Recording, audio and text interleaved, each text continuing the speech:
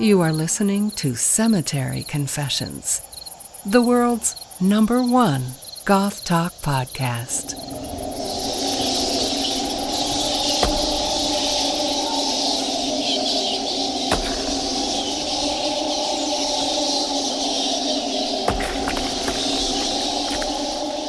All right, hello and welcome back to Cemetery Confessions. This month we are going to be discussing the good, the bad, and the ugly of aging in goth culture. We are reviewing the new album from Bootblacks. There will be a special guest appearance by Ems from horroraddicts.net. And we're going to be chatting about goths on YouTube and the ethics and responsibility that comes along with having a YouTube channel. So as always, I am the Count, and this month, unfortunately, Mark is not here. He had a scheduling conflict. However, I am here with two lovely ladies that you may know from YouTube, and that would be Angela Benedict. Hello. And also Skullgirdle from YouTube. Thanks for coming on. Oh, you're welcome, and hello. Hello. Well, ladies, thank you for joining me on Cemetery Confessions. So, what I'd like to do in the beginning to let the audience kind of get to know you guys if they're not familiar is ask a couple questions about when you first were introduced to the goth scene or the alternative scene, and a little bit about what that's meant to you to have kept you in goth for so long. And of course, let us know where people can find you on the internet as well. I was first introduced in the scene in 1994 when I first moved back to New York after a hiatus in Florida. Long story. But I moved across the street from this girl named Dawn who was in the goth scene, and she brought me to a goth night, which was an all ages event called The Shop. And it was bizarre that it was an all ages event, but it was a common thing back in the 90s. But it also sort of had a fetish theme to it, which scared the hell out of me since I never had been immersed in anything like that. So like one of the first things I see is this guy from a band called Bile wearing a gimp mask, zipper open, breathing fire while he's dry humping a wall. Scared the hell out of me. But, you know, as I started, I guess you're jumping in, you know, both feet like that. You know, the slower immersion into things definitely was a lot easier. I'm like, oh, I can handle anything after that. But I started getting into the music a lot more. And I guess I would say by 95, I went to my first fully fledged goth club as a goth. And I never really looked back since. It was just the first time I ever felt like I was really myself. And we had a lot of clubs. I mean, I feel a little bit spoiled sometimes because I forget that a lot of people grew up in places where they didn't have a lot of goth nights. So coming up in New York, we had 3 clubs every night of the week. And Long Island, Manhattan, Brooklyn, Queens. I mean, you can even go into New Jersey. We had clubs like up the ass. So there was a lot to do. And I'm a little bit spoiled in that regard, but it was definitely enough to keep me in. And why don't you tell us where people can find you online if they don't already know? Well, you can visit my YouTube channel. It's Angela Benedict, very creative. I am Angela M. Benedict on Instagram. You can find me on Twitter under the same name. I have a Tumblr. I don't know why, but I have one. For all your pastel goth needs. But yes, every time I need that little infusion of like, you know, rainbow bright right in the ass, I just, you know, I go and get it. Exactly. Yeah. That's really it though. I don't think I have Facebook. Cool. I have a Facebook. Facebook. Yeah. Michelle, why don't you take it away? Okay, well, I wasn't really introduced to the goth scene because I'm so old that some of the music that people don't realize is pop music was playing on the radio. Like, I remember being in the car and hearing Love Will Tear Us Apart. And I remember being in the car and hearing, what is it, Ziggy Stardust. And the thing that stands out about that song is I remember thinking that it was the good version. And, of course, that was Bauhaus. And I was very young. I know. And I didn't figure that out for a few years that it was Bauhaus, but it was just one of those things where you kind of just graduated into it. But I guess a pivotal moment was there was this radio show with a ridiculous name that I think was the Chicken Gristle Hour, I think. No lie. On NPR. And I would turn that on when I'd be home and whatever night it was. It might have been Saturday, which means I didn't really hear it very much. But there was this one song that stuck out, and it's still my favorite Cure song, and it's Mr. Alphabet Says. You get that? You get the joke? That's the glove. No, sorry. My son just walked in and asked me for some medicine. Give me like 1 second. No, it's to grab okay. that for him. All right, so funny thing, I'll probably talk about this more later, but the first few times I met people who would come to be called goth, because you did not use the word goth back then. I guess I probably just didn't know any Sex Gang Children fans, but nobody called themselves goth. Nobody called themselves gothic. You just kind of hung out with your friends, whatever. But the first few groups, like the first 3 times I met people that are the people we now call goth, I got the real live elitist treatment, the real thing. So I'm going to save that for later. I gotta hear this. I don't know if I've talked about it on my videos. Not that I remember. But in 1987, and this is another hilarious thing, I went to some show, probably some local band. I used to go see live shows all the time. And honestly, I can't even remember who I saw, and I can't differentiate because it was 30 fucking years ago. So I don't know. But we went down to a record store, and I want to say it was Phoenix Records on Exposition in Dallas. It was right around the corner from Forbidden Books, and that's just kind of if anybody's from this area. And I go to the record store, and fully half of the record store was covered with CDs and cassettes and albums of one album. And so I'm like, oh, maybe I'll get it later. So I asked the guy, I was like, is this album good? And he's like, yeah. And I was like, oh, maybe I'll get it later. And he says, you're not going to be able to get this later. You should buy it now. Of course, he works there, but I fell for it. So I bought this album, and it was Floodland. Yeah. And it is still one of my favorite albums, and that's really my gateway into it. But pretty much my whole life until last year was spent as the infamous goth not goth. Mm-hmm. And most of that was because I felt like I wasn't allowed to actually be goth, if that even makes any sense. It does. And that'll become clear later, again. But so last year, I just had this epiphany. And I had been collecting the music again for several years. My wardrobe was shifting darker again because I was making myself wear color, y'all. That's just the stupidest thing you can do. And I was just like, fine. And it's only been the last few months I've been able to actually refer to myself as goth, just because it's so ingrained. Right. So, yeah. So my goth videos, I just did, like, I think the Darkling tag. Somebody was like, you should do this. And I was like, what's that? I went back and I was like, okay. And Angela, I think your channel might be the first actual goth channel I ever found. Oh, shit. The first real thing, yeah. So I've seen most, if not all, of your videos. Some of them more than once. But right, because I just kept making goth-oriented videos because I was having such a good time doing it. And I know now that I have been this way all along, but just felt like I wasn't allowed to be that way. So I know my story's a little bit different than the people who looked like the Susie Goths back then. But that's my own term. I've never heard that anywhere. So if that's too offensive, you can cut that out. I like it. Keep it. All right, awesome. Thanks for and where can people find you? Just Skullgirdle on YouTube. Anywhere else? I have a Skullgirdle page on Facebook, but I refuse to do Snapchat, and I am not doing Instagram because I don't post enough photos, maybe, or content of that variety. I don't know. I just don't want to maintain it, okay? I don't want to maintain it. I have enough social media shit. Right. I'm the same way. So, well, thanks for coming on and hanging out and sharing your stories. We're going to go ahead and jump into the news. If this boy did this and the gothic, stuff that went around it and the motive and everything, don't we all sort of want to know, that could be our teenager, that could be our kid doing that. How could that possibly happen? Being described as being involved with the goth movement, but what exactly is that? We kind of know it when we see it, but some aspects of a goth lifestyle could they provoke such a murder?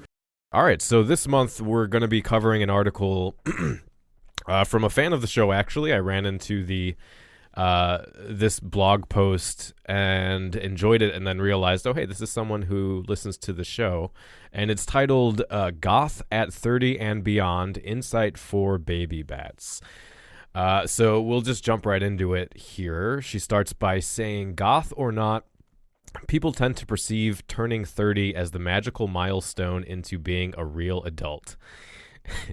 High-paying job, mortgage, marriage, and kids on the way. By now, they assume you should be putting away the dreams of your 20s and hanging up your dancing shoes. No fun for you.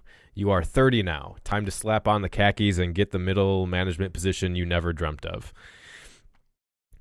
I think that number's probably kind of arbitrary, but I was wondering if this is something either of you have run into where you hit a specific point in your life and people start saying it's time to grow up, or you're too old for these things of your youth, or that kind of thing, and you had to fight against that where you thought you had maybe previously overcome it. As for myself, no. When it came to people who knew me, like my friends, my family just sort of accepted it as who I am, and they knew that I wasn't going to change. And I think that had a lot to do with my mother, because she was a punk in the 70s, and she just never stopped. That's useful. Yeah. So they all right, well, she's this way, so she's going to basically think she's a vampire up until the day she dies. So they pretty much accepted it. But as far as other people who meet me and they find out how old I am, they're like, you're not out of this phase yet.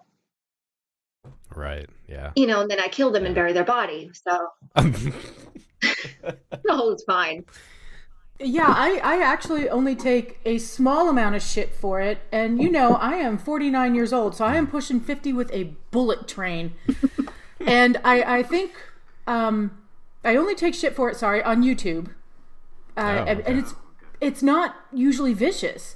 It's someone's like, go take care of your grandkids. And I was like, well, being a grandmother's not it's not an insult. No. That's not an insult to me. I've had people tell me, you're not a girl anymore. I was like, oh, whew, I was worried there for a minute. So I don't take them seriously. And sometimes on YouTube, I click the little heart icon so they know I've seen it and I don't give a shit. Because I don't. But I think a lot of people don't give me crap about it because of my age, because I look more matronly, I look like their mom or their grandma, and it would be rude. I think you look like you could kick my ass, which is why I wouldn't give you shit about it. Yeah. There are a lot of people who are actually afraid of me when I walk down the street, y'all, and I'm not always wearing like white and blood contacts, Yeah. Well, what about like to flip that around inside goth, do you run into any weird stigmas about maybe dressing your age or acting a certain way as an adult goth from people inside the culture? I haven't found anything, no. I find that a lot of the people that I've known from the very beginning, we still pretty much act the same way. I mean, some of them have, they have normal jobs now, so they do dress a lot more corporate, and maybe they've ditched the corsets, they've ditched, the 20-hole docks and that whole thing, but they still very much are themselves. And when they go out, they goth out. So they're just not as 24/7 about it, but we are the same weird and goofy ass people that we've always been. And that's just sort of a staple for some reason. I don't know if it differs from place to place, but with my peer group, we're weird as hell, like really random and weird. And that's just sort of ingrained, I think. We're just, yeah. But no, I've never found anything within the goth scene. Yeah, I've actually found the opposite. They say they hope they're like me when they grow up.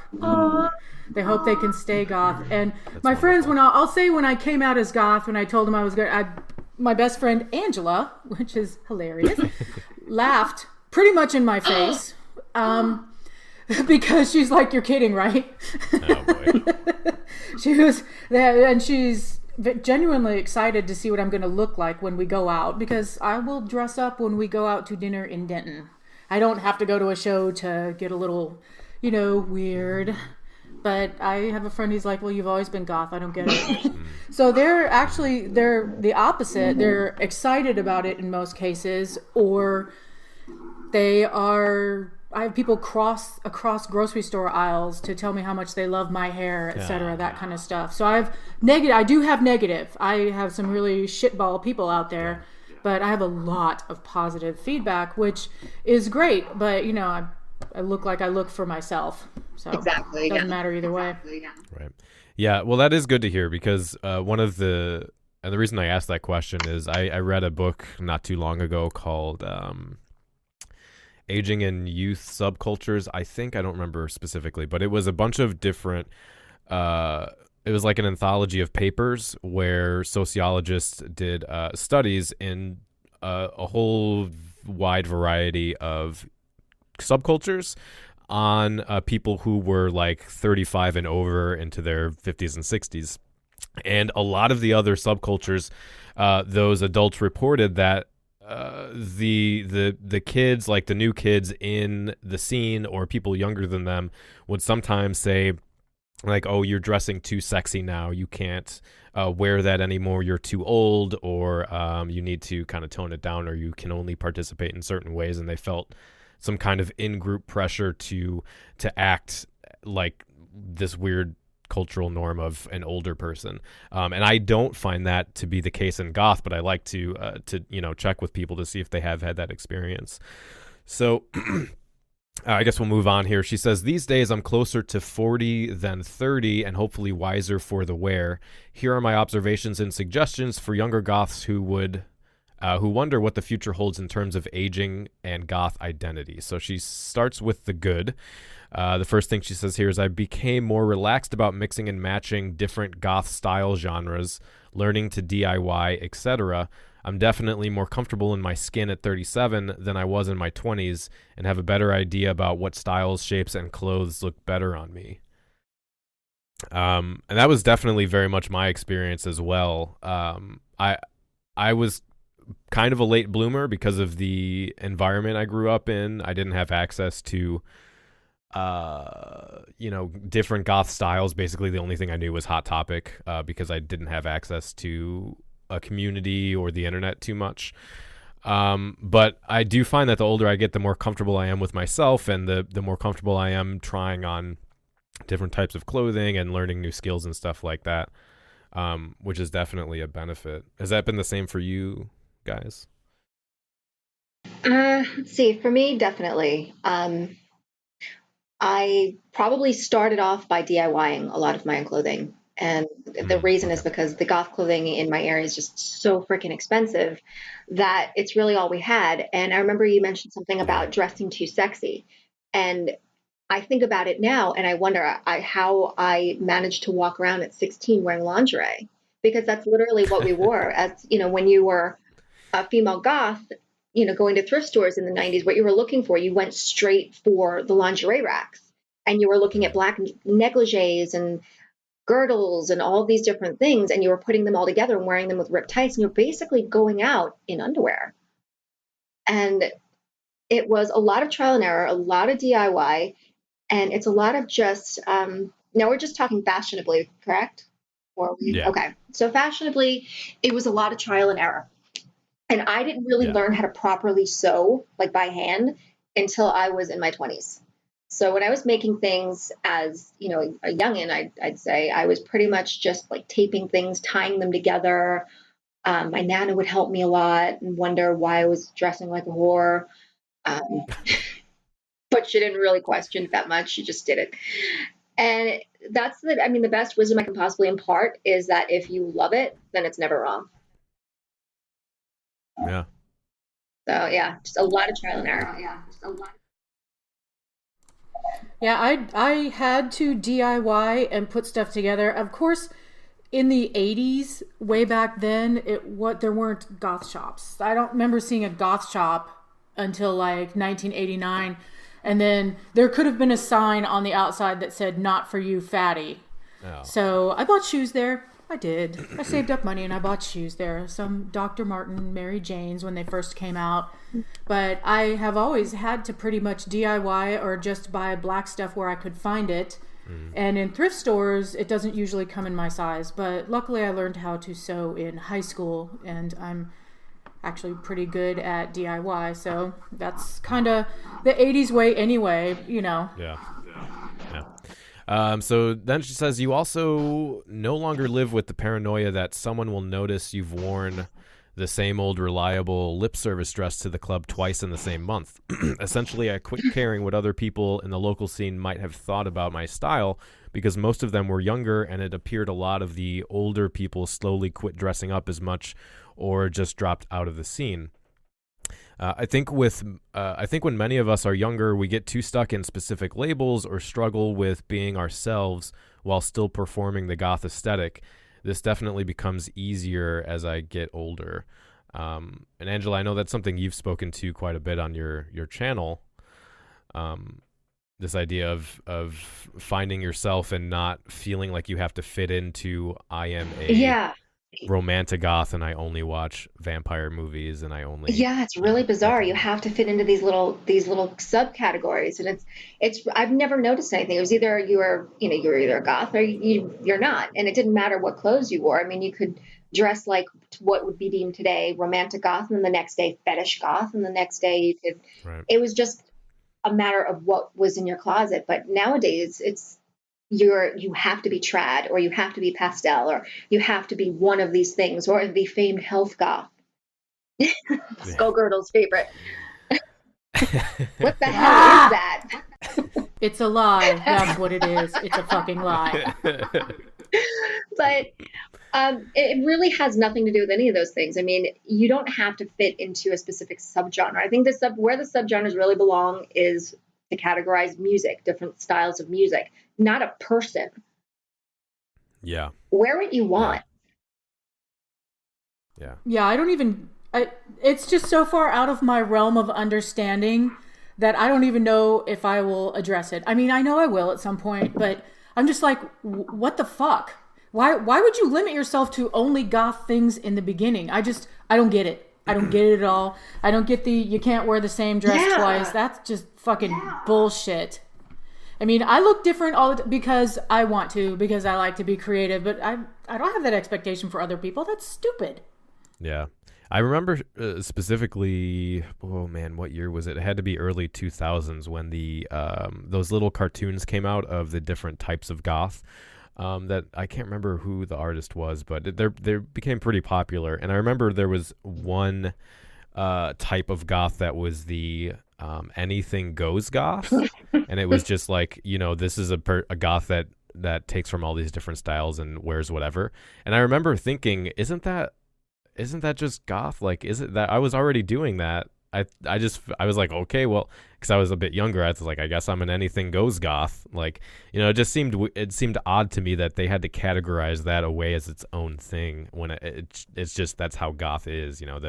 Like you said, Angela, goth is goth. It is goth is goth, but nowadays people need to categorize themselves. They feel the need to know exactly where they are. They can't just accept the fact that you are a goth. They have to break it down even further. It's like, no, I am this specific type of goth, and it's just going to get worse. They're going to break it down even further. It's like, well, I'm a quarter this and a quarter. It's going to look like a fucking DNA test.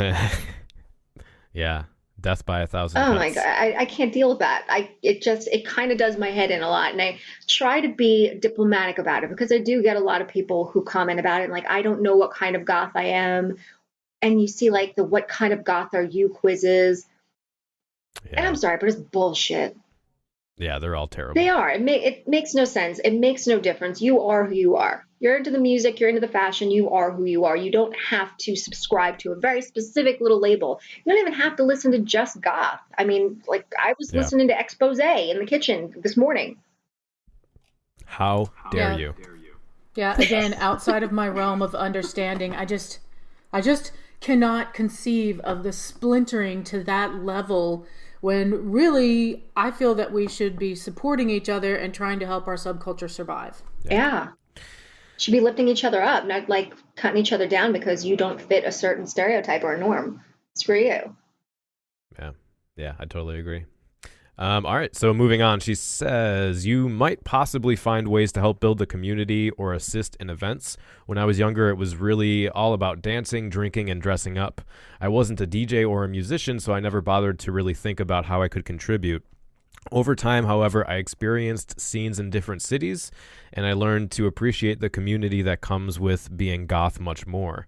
Perhaps you'll blog, make YouTube videos, decorate for special events at your local club, or just help promote shows. If you enjoy a healthy goth scene in your area, remember that it only exists because people take time and effort to make it happen, and usually for very little pay. And I would actually add usually for no pay. No pay, yeah. But yeah, I think I don't know what your guys' thoughts are on that, but as far as the younger goths are concerned, it seems, some people will say that they generally just want to retreat to the internet and have their community there, and then that's what's causing some clubs to shut down. And some people will say, well, no, when I go out, I actually do see a lot of young goths. It's just a kind of a personality thing, or the internet is useful for people who have, anxiety disorder or whatever. But you guys can give your thoughts on that, but I would definitely speak to the importance of participating, even if it is just online. I think goth is very much a community of people who support it by doing stuff because it's their passion, not because they want to get paid, and because they care about the community and want to keep it going. And if you can DJ, if you can learn to DJ, if you do want to throw house parties or whatever, I think that's really, really important to help keep goth alive. Definitely. I think, honestly, a lot of them are just really confused. They don't understand really what to do. They don't know. They don't realize that they can have an impact, that they actually can do something about it. And, having a sense of community online is great. And it's especially good when you're living in an area that doesn't have a scene. You don't have a local scene. So it's helpful. Right. But a lot of them don't realize that you really can. If you want that physical aspect, you could do it. And Yeah. I hear a lot of people say, well, I'm really the only goth amongst my friends. I don't really have many friends that are into goth music. And I tell them, you know what, pretend to be a vampire and just turn people. It's really easy. I used to do that. It was so much fun. But have a party. I mean, if your parents will allow you to, have a party, clear out your living room, put on your favorite music, tell everybody to dress up. They don't necessarily have to, but make it fun, make it a thing. And guaranteed, at least one of your friends is going to be like, all right, you know what? I'm into this. Yeah. And it starts there. Yeah. Yeah. And for me, that a lot of that was introducing people to music, because they would say, I'd find out they were listening to some electronic band. And I thought, hey, you know what? This is actually, there's this other band you might enjoy that you probably have never heard of. Why don't you check this out? And it was kind of that through the music kind of thing that people got interested in goth. Oh yeah, we had guys that listened to like rap and whatnot in our high school, that we got them with Frontline Assembly and Skinny Puppy CDs in their car all of a sudden. Yeah, there you go. And we got them into the music, and they would come to the clubs with us as well, because they had an interest in the music, and it really helped bridge that gap between two different subcultures. Yeah. Yeah, I think there's also a misconception that when you go to a club, it's like Studio 54 in the 70s, where it's wall-to-wall people and you have to be perfect and it's all crazy. But I've recently gone to actually Esoteric, because I saw the show and I was like, goth, I'm going. I don't care. I can go to that show. Almost half of the people there were in their early 20s. It was kind of a mix. So, people who are younger are going to shows. I mean, it wasn't well attended. It was not advertised by the club, because from what I can understand, clubs aren't really advertising. They're expecting bands to bring their own fans. But they gotta advertise. Yeah, it's possible I was the oldest person in the audience, which is fine, respect my authority. But there were people in their 20s, and they were dancing and having a great time. They didn't necessarily dress goth. The dress up factor was not there as much as I would have expected, but they were there. They were there at the show, and they were enjoying the music and getting excited. Yeah, very cool. All right, so we're going to jump into the bad here. The first point she has here is responsibilities and stress take their toll. At first, you quit going out on weekends or weeknights because you have that great job. Makes total sense. Then you quit going out on weekends because you are just too exhausted, or the bills have piled up and you could use that money for gas. God, that is really a big problem for me. Many people also experience more health issues, which always equals more bills and stress. you might find yourself in a position where you now have to buy 2 completely different wardrobes depending on your work situation. I loved working at my previous employer, but they had a strict dress code, and it wasn't long before I began to resent the fact that I was spending more money on office wear than on me clothes. There were times when I wanted to throw a fit like a 3-year-old because I had to spend at least $60 on a nice blazer instead of a cool vintage pair of boots I found on eBay. You learn to get over it. Wine helps. Yeah, wine does help if you can buy it. But what are your guys' experiences with that kind of, careers and mortgages and being too tired to go out and that kind of thing? And how did you try to adapt to that? Well, with me, a lot of it has to do with my husband. He's a paramedic and he works on the weekends. And I can go out, and I do go out whenever I get the opportunity to, but it's without him, unfortunately. And I'm racked with guilt because I feel really bad. He wants to go out. So I don't go out as much as I should because of his job. And as far as getting to work, I work pretty far from my house. I work about an hour away in a place called Garden City. Yeah, it's a pain in the ass to get to. But I work in Garden City, and I have to dress very high end. Even though I have to wear sort of a lab coat, I'm an esthetician.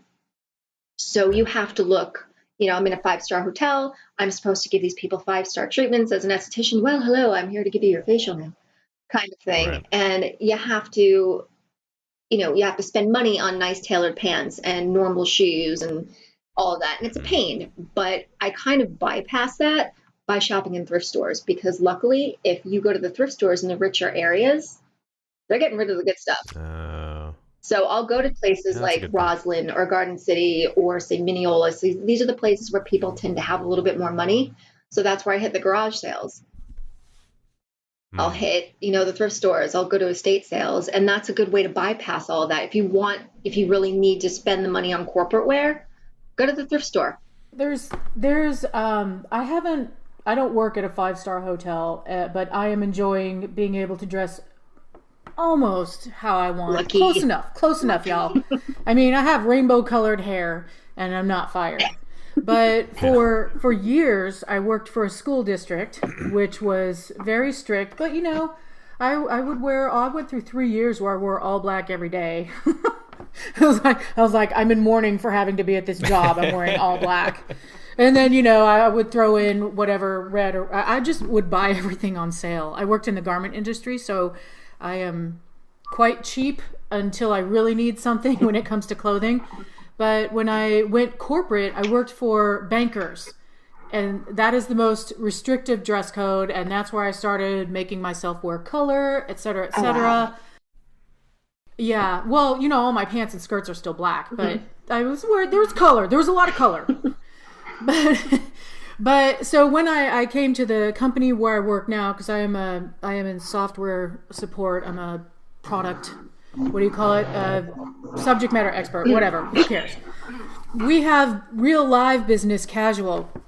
And I kind of started, with that more corporate look. And as I built, it's as you build your reputation. So I can't say that I went there looking like I do now. What I did was I built a reputation of respect, and now I am the company weirdo. So outward weirdo, I like to think. But for me, I don't have to worry about it. I just get a really good pair of black jeans, and then just different, because I'm a cotton jersey fanatic, and that's all I ever want to wear. I love that fabric. And I will cut it up and fix it and do things to it so it looks more goth, but really for me it's accessories. But so I've always got a little something, I've got a little necklace with a raven skull, or I've got a little black with an owl charm, Right. I just kind of do it in small ways. And I think that you can have some of your goth look in the corporate world, but I know that I am incredibly lucky. I am super lucky, because if somebody up in higher management tried to get me to look more automaton, then my boss would fight for me. Yeah. Cool. So lucky, and I appreciate every second of it. I would add one of the big, one of the things she doesn't mention here that's a big deal for me is if you have a kid. And interestingly, there are a good number of goths near where I live that have kids, but I think all of them are separated from the dad or the mom. So they only have most of my friends with kids will have their child on like every other weekend or something. So it's much easier to have the time to get dressed up and the money to go out and that kind of thing. Having a child in your house that lives with you all the time, that you have to take care of all the time. For example, I missed something last night because he had a fever and he's throwing up, and we're worried, like, we have to figure out doctors if he has bronchitis or whatever. That kind of thing makes it really difficult to have time to, even just for work. If I can wear what I want at work, but it's hard to have the energy to get dressed and put on makeup in the morning when I have a 4-year-old like running around and wanting to play and that kind of thing. So it's not something I would complain about, because I love having a son, but it does change.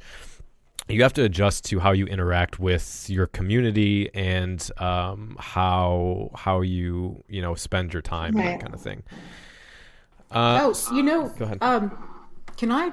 My answer was total crap, because all I did was talk about clothing, because I forgot the subject, because I'm old.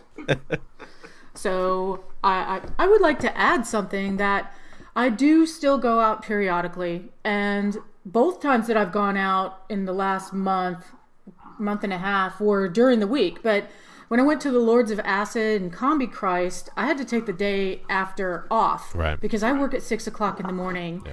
And most of my friends who are goth, or who would go to events with me during the week, because I have the opportunity to work at home, so I can just kind of suffer through if I really need to, they have either extremely early jobs or they're also single parents. Yeah. So, and I'm an hour away. So, and it's not going there. It's not getting ready and getting there.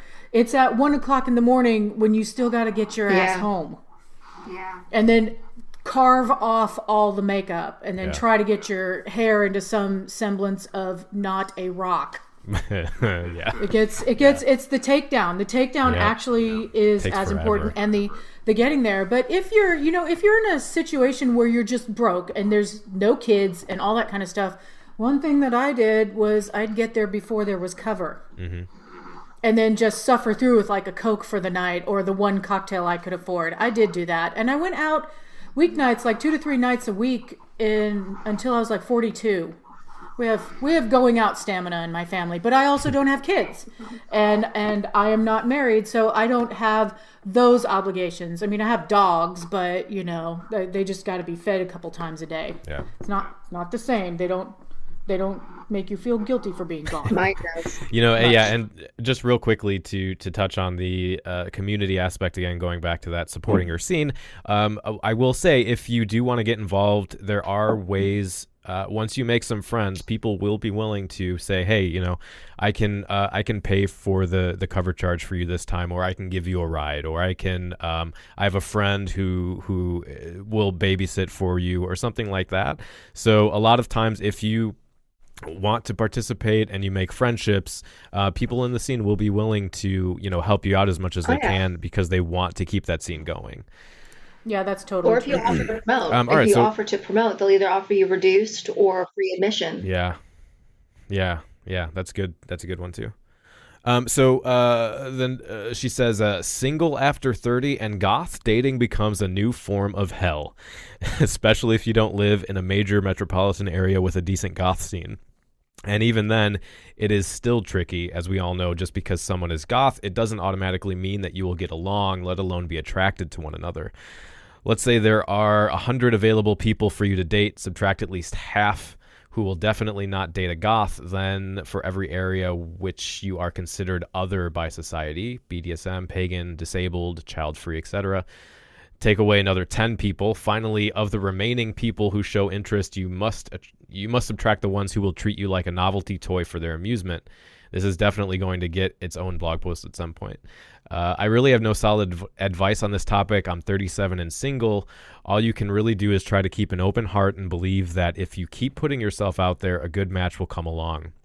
Baby bats, please, whatever you do, do not change yourself for a relationship. In most cases, they don't last, and you will eventually get tired and resentful of having to keep up the things you love for someone else.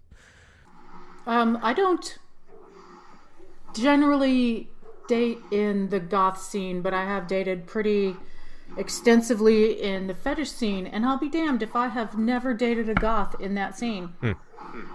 Yeah, it's just not something I think about, but that's because that's not necessarily a priority for me, and I know that makes me a fucking weirdo, and I'm fine with that.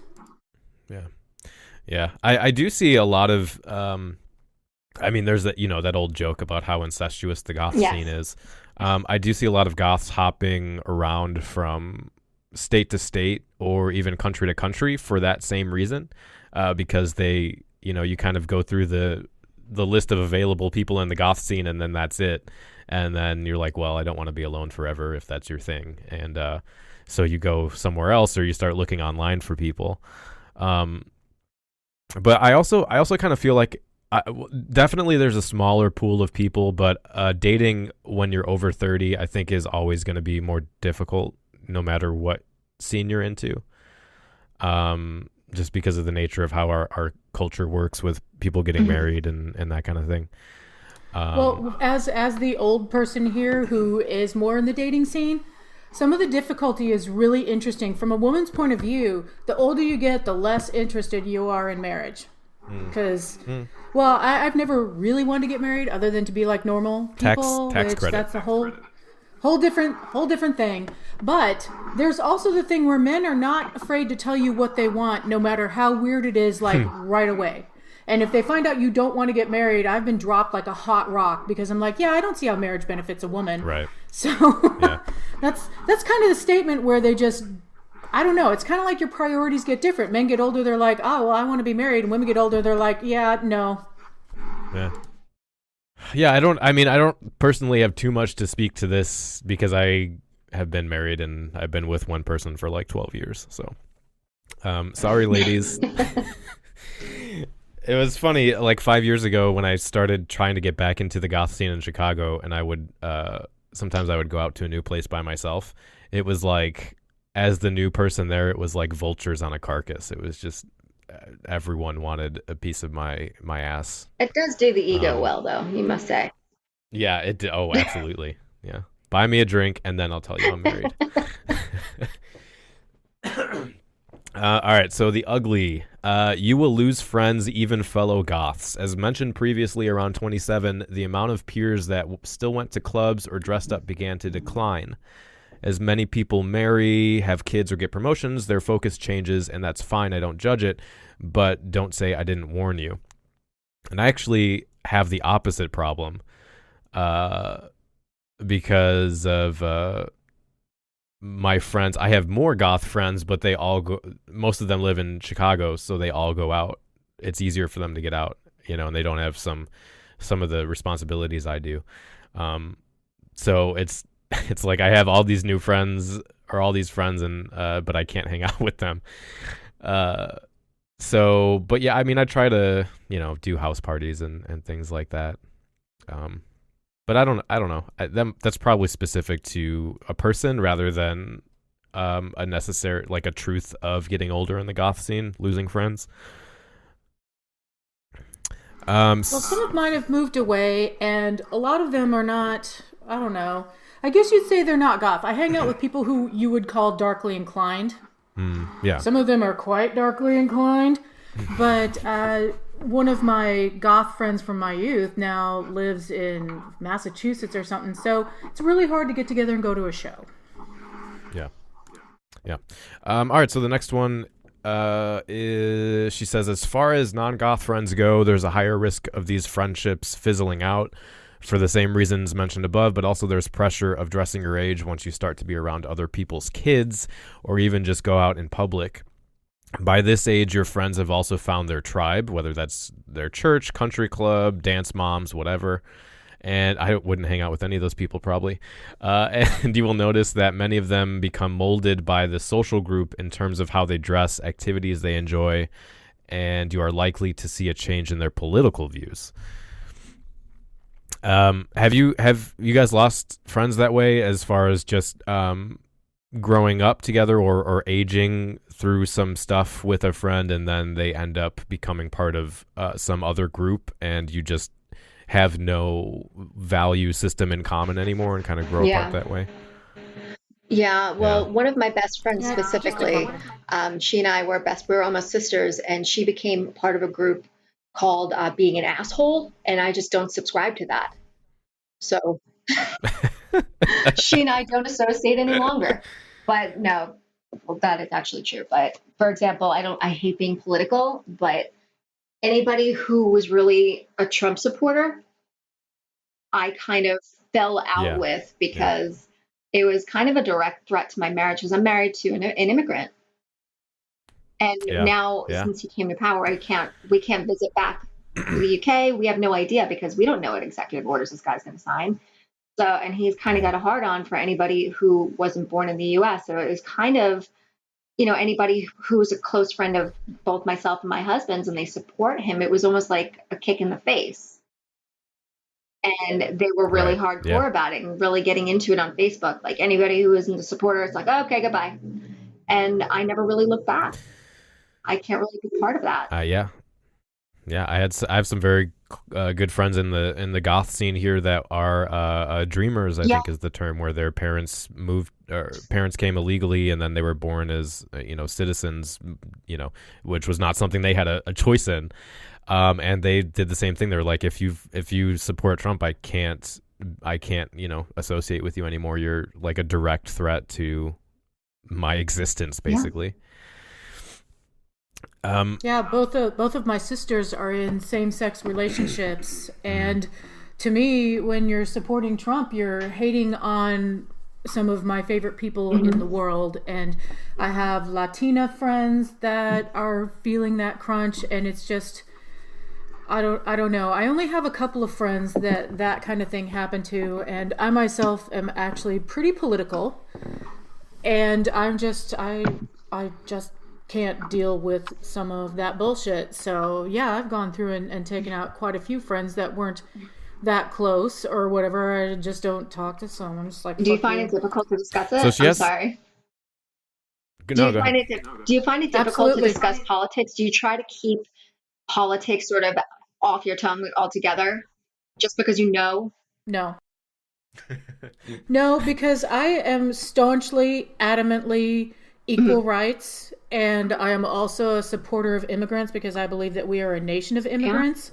So I am going to stand up to some of that bullshit when I hear it, and it's just like I feel like it's my obligation as a citizen to do that, because I believe that those groups of people make a better America, and I want to live in that better America. And I can't stand the thought that somebody's would be more concerned with their own money than a starving child, or to send someone to a country that they don't even speak the language. So right. Yeah, and I've known lots of Latinos who their parents just did not teach them Spanish. They just didn't teach them Mexican dialect or El Salvadoran dialect. I guess maybe those aren't dialects, but people from different countries, their parents won't even teach them Spanish so that they can be more acclimatized into the country and will be less recognizable as from an immigrant family. And I just in support of that. I've known a lot of hardworking people from different places around the country, and you can't get some of these benefits as an immigrant. You cannot get them as an illegal, and I don't understand why people think you can. And the welfare queen is a myth, etc.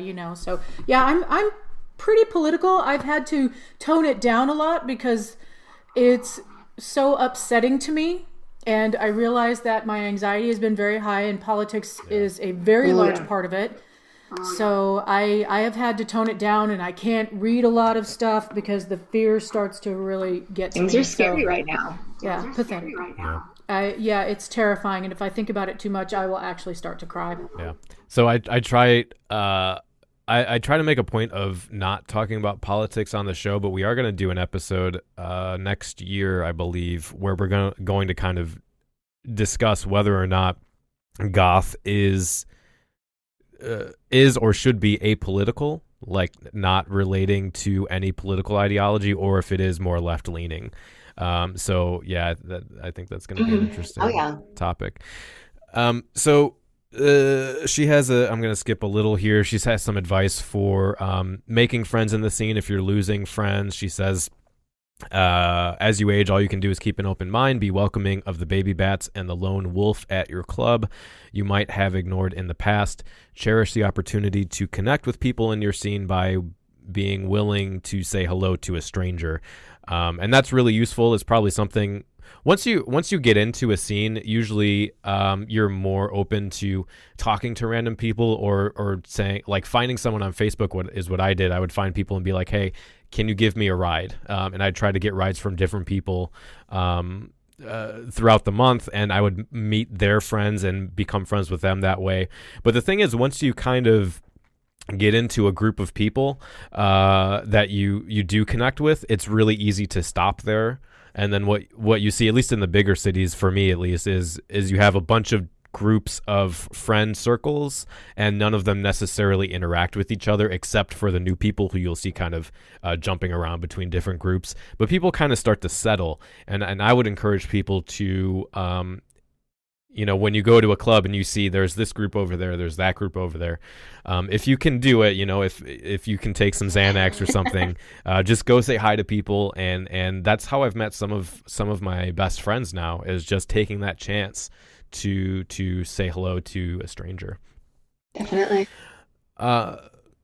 Let's see, couple last points here. Okay, so this one's interesting. She says the dreaded normal phase. It appears to strike everyone at some point, and for most it's either a result of or cause of a major depressive period. Perhaps it's a breakup, becoming a parent, or pressure from a potential partner or friends. Perhaps it's medical conditions that leave you with little energy or money. Whatever it is, it sucks the life out of you. From what I've read on other goth blogs and my own experience, this seems to last several years rather than just a few months. My normal phase hit at about 34. To be frank, it was 3 years of hell. It's funny to think that when I dress normal, I feel more uncomfortable than when I'm being my strange little self. When they say, a goth is really depressed when they dress like a normal person, it's totally true. Younger goths should be aware of this possibility, and if you find yourself changing, spend some time alone. Consider what is motivating you to make these changes, and if it's an outside pressure, or perhaps you're dealing with depression or health issues that are causing you to be apathetic about your passions and appearance. And this is, interestingly, when we did the Aging in Spectacular Youth Cultures episode, all of the people I had on said that at some point in their life, whether for a marriage or for a job or for their kids, they tried to change their appearance to become like everyone else, to fit in and have, to do what they thought they were supposed to do.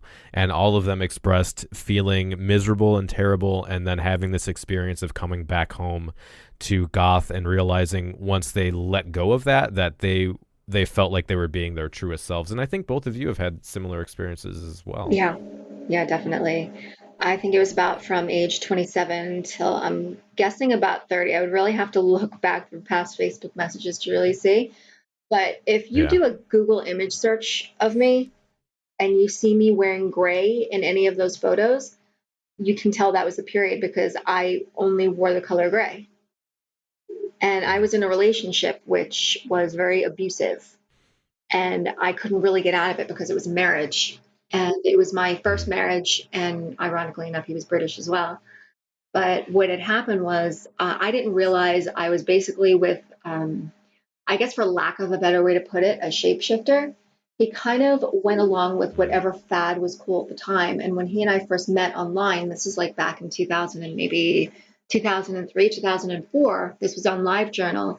He was very much into gothic girls, and he is really manipulative and good to the point where he can tell you exactly what you want to hear, exactly when you need to hear it. And I fell for it. And after I moved to England, I became very immersed in the relationship. He had already switched from goth to punk. And he went through so many different phases. And the thing with me is I am who I am. I haven't changed. I'm pretty much the same person.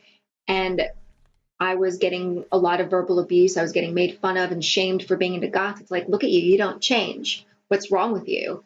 You're so boring. And I was shamed so much for being into the gothic subculture, being who I was, that I couldn't get away from him, because here I am in a foreign country and he's in my face 24/7. I have nobody else. Right. It became to the point where if I want peace, I need to just concede. I need to just give in.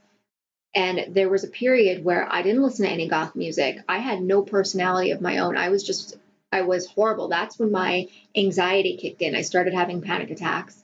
And you can look at photos of me and I'm barely wearing any makeup. I'm always wearing the color gray, and I lost myself. And it wasn't really until I met my current husband that I really started getting back into myself, really coming back home.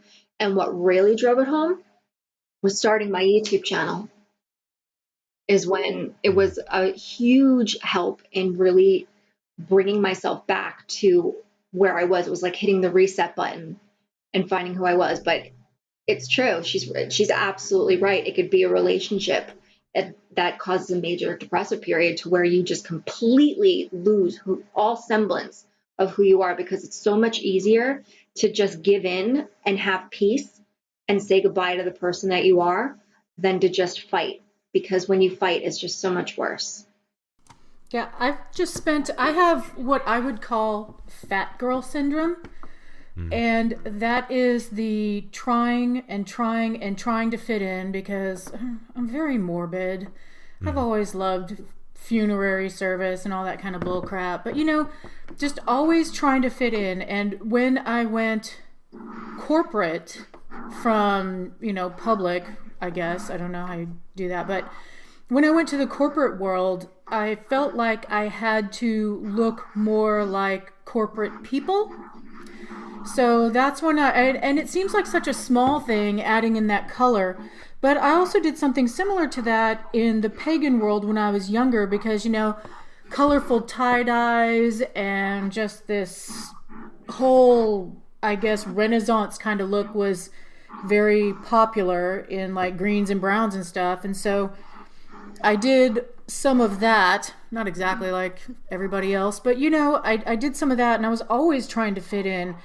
And so when I would dress up, even though I was trying to fit in, I think about what I wore now, and I was like, oh shit, you look like a goth every fucking time you went out at night. So it was kind of one of those things where it would kind of bubble to the surface no matter what I did, but I was still trying. And I have to say that I am far more comfortable now than I've ever been my whole life. Of course, I have all these years of age and experience behind me. So the big thing for me was actually forgiving myself for being a fat person and realizing that I was in fact allowed to go ahead and look goth and be part of this. So that was really a big deal for me. And I know that there's a lot of psychology behind it that, that's like 25 theses worth, but that's pretty much the basic. Yeah. Good advice.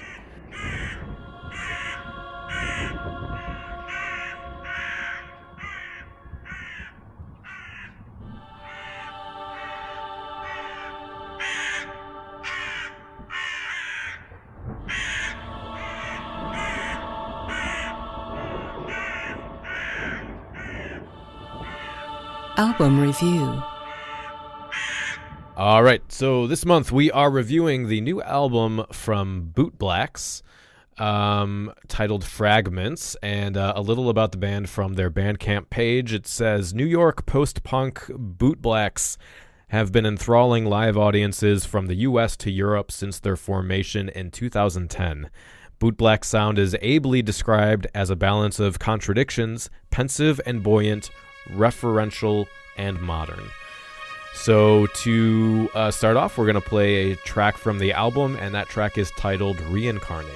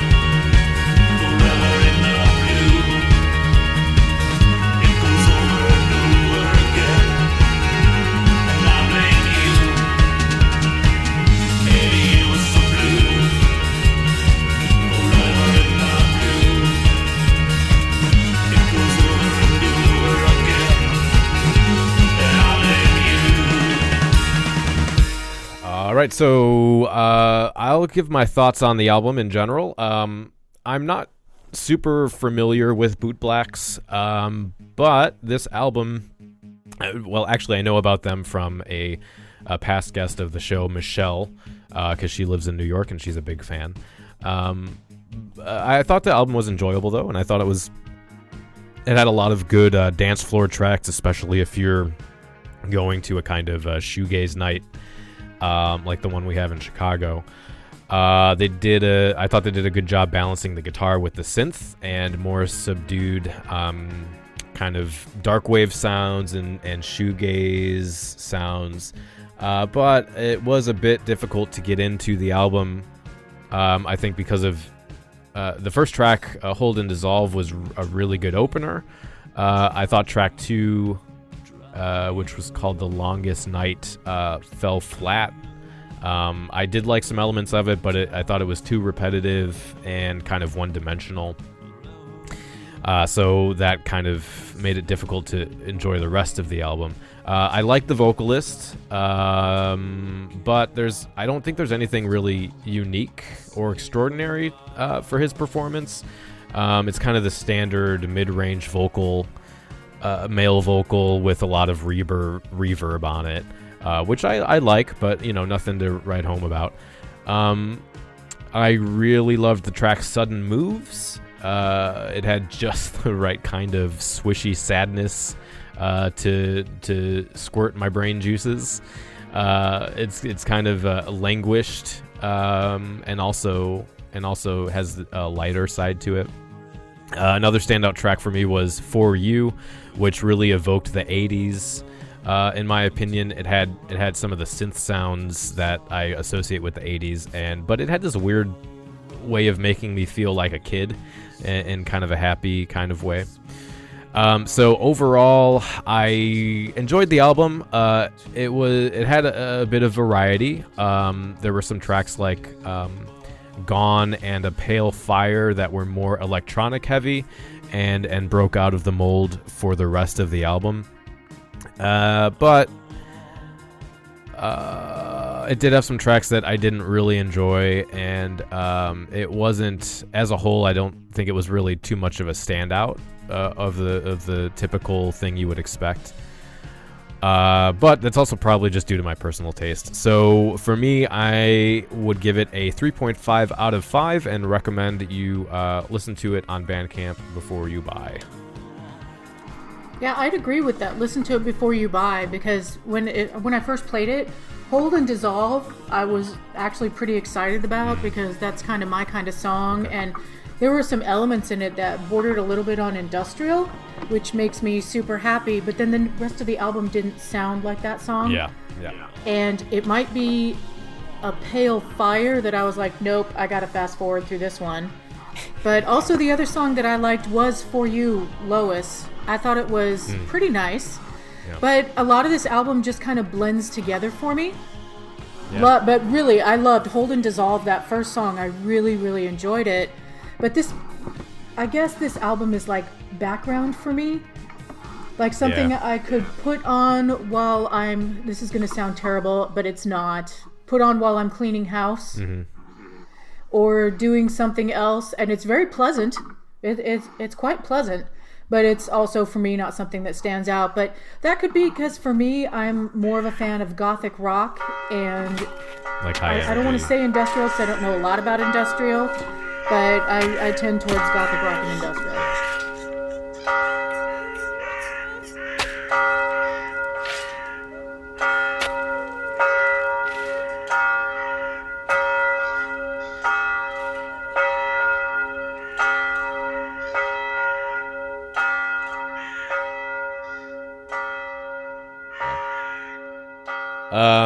All right, so here we go. All right, so we have a special little segment for you today in which I'd like to start showcasing the various podcasters on the Belfry Network to bring in that sense of community and get some of the background on the podcasts and content that make the Belfry so special. So this time, we have with us the lovely goth and creator of HorrorAddicts.net, which is both a website full of reviews, short stories, and it's a podcast that features audio dramas, news, game and book reviews, author and musician interviews, and a ton of other really cool content for those of us who view horror as a lifestyle and not just a genre. So that creator is Ems. Hello, Ems. Thanks for coming on.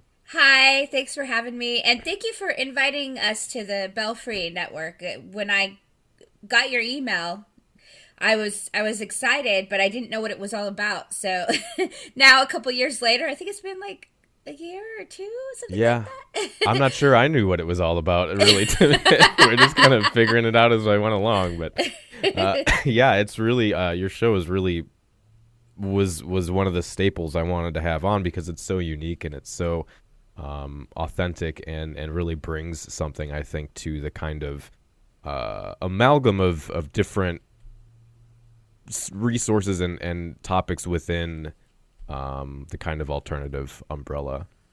I guess where I always like to start with guests is to talk about and ask you about what your first introduction or those kind of early years when you first discovered either goth or alternative or punk or whatever it was for you, and just a bit of background about what kind of drew you to it or what that was like for you in those early years.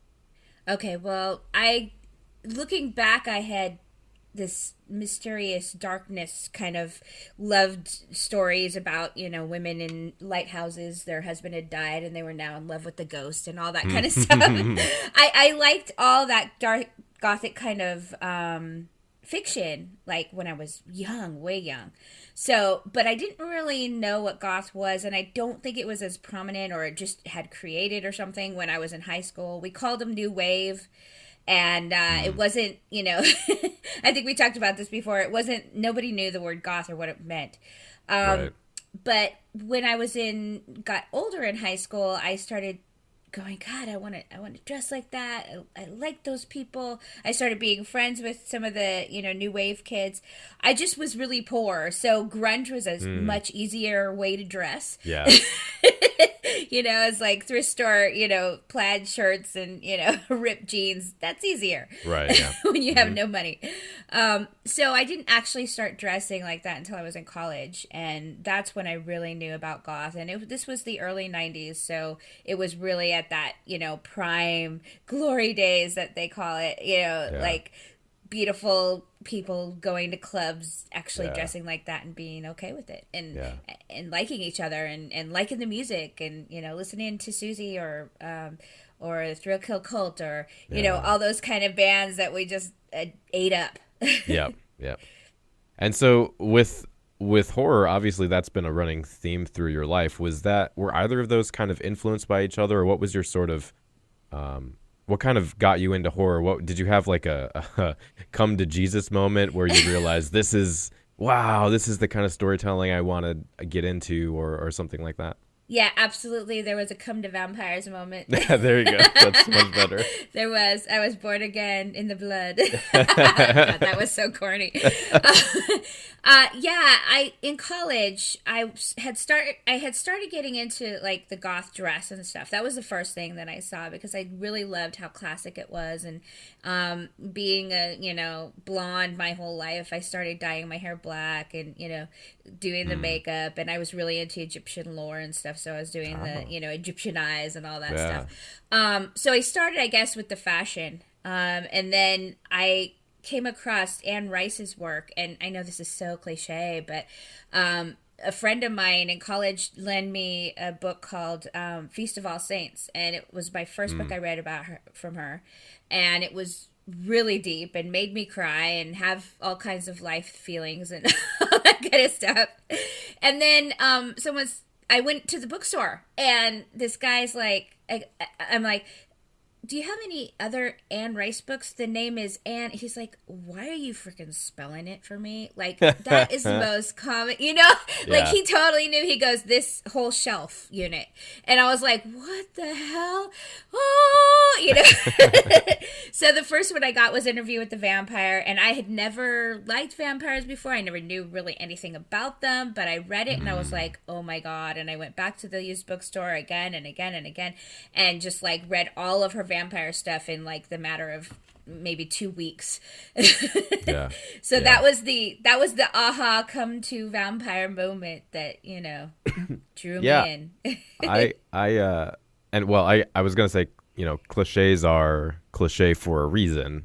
You know, it's okay that things are cliche, but my first introduction to vampires also was from Anne Rice, but it was with the film Interview with the Vampire. At that point, I had been I had considered myself goth for a while, but because of the Christian family I lived in, I wasn't allowed to watch films like that. And so at one point, I think it was junior year maybe, I went to a friend's house and she was absolutely shocked that I had not seen Interview with the Vampire.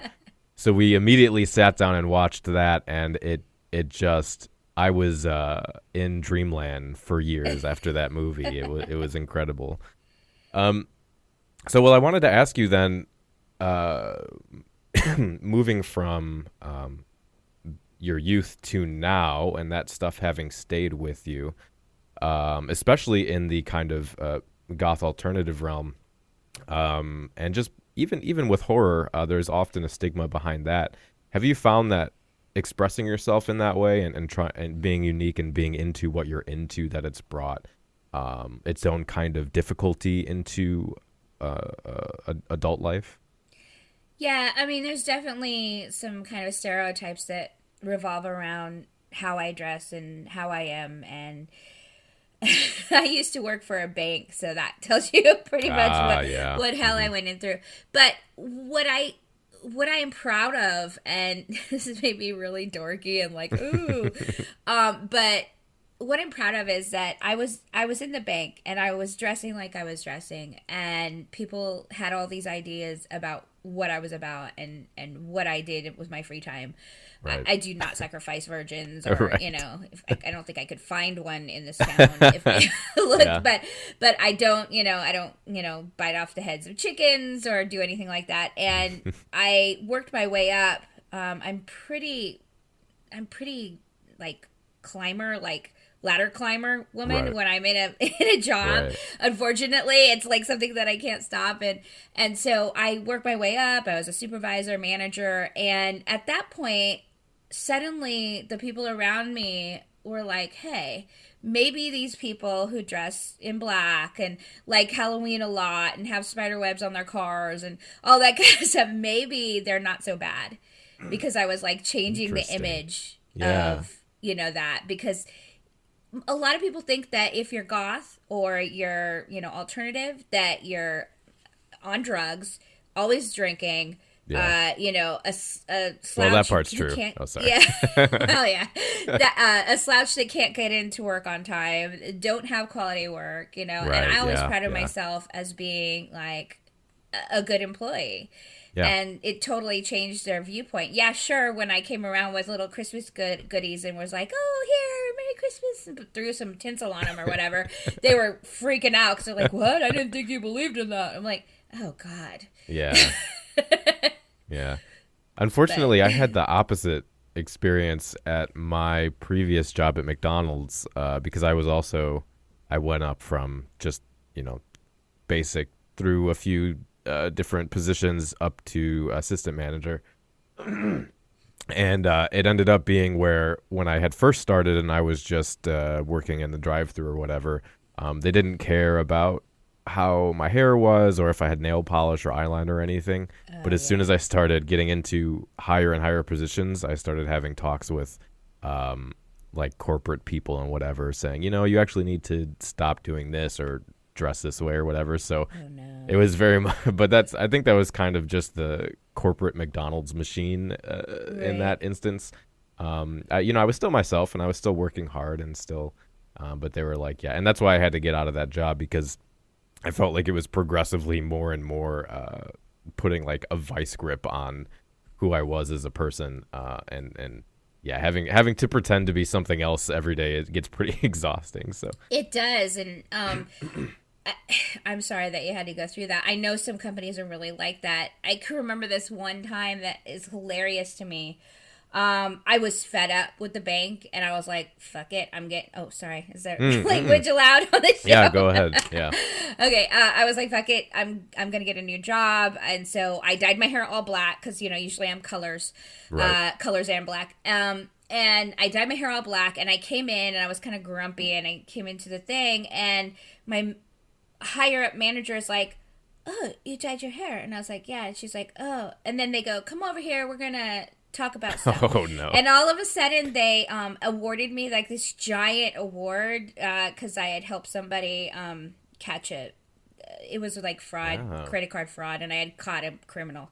So they awarded me this giant award, and then she's like, God, I really wanted you to go to the big Florida thing with colored hair, like prove our diversity. Oh, okay. And I was like, okay, well, I can make that happen, I guess, in a month or something, whenever. I was just like... Please, be our token goth. Exactly.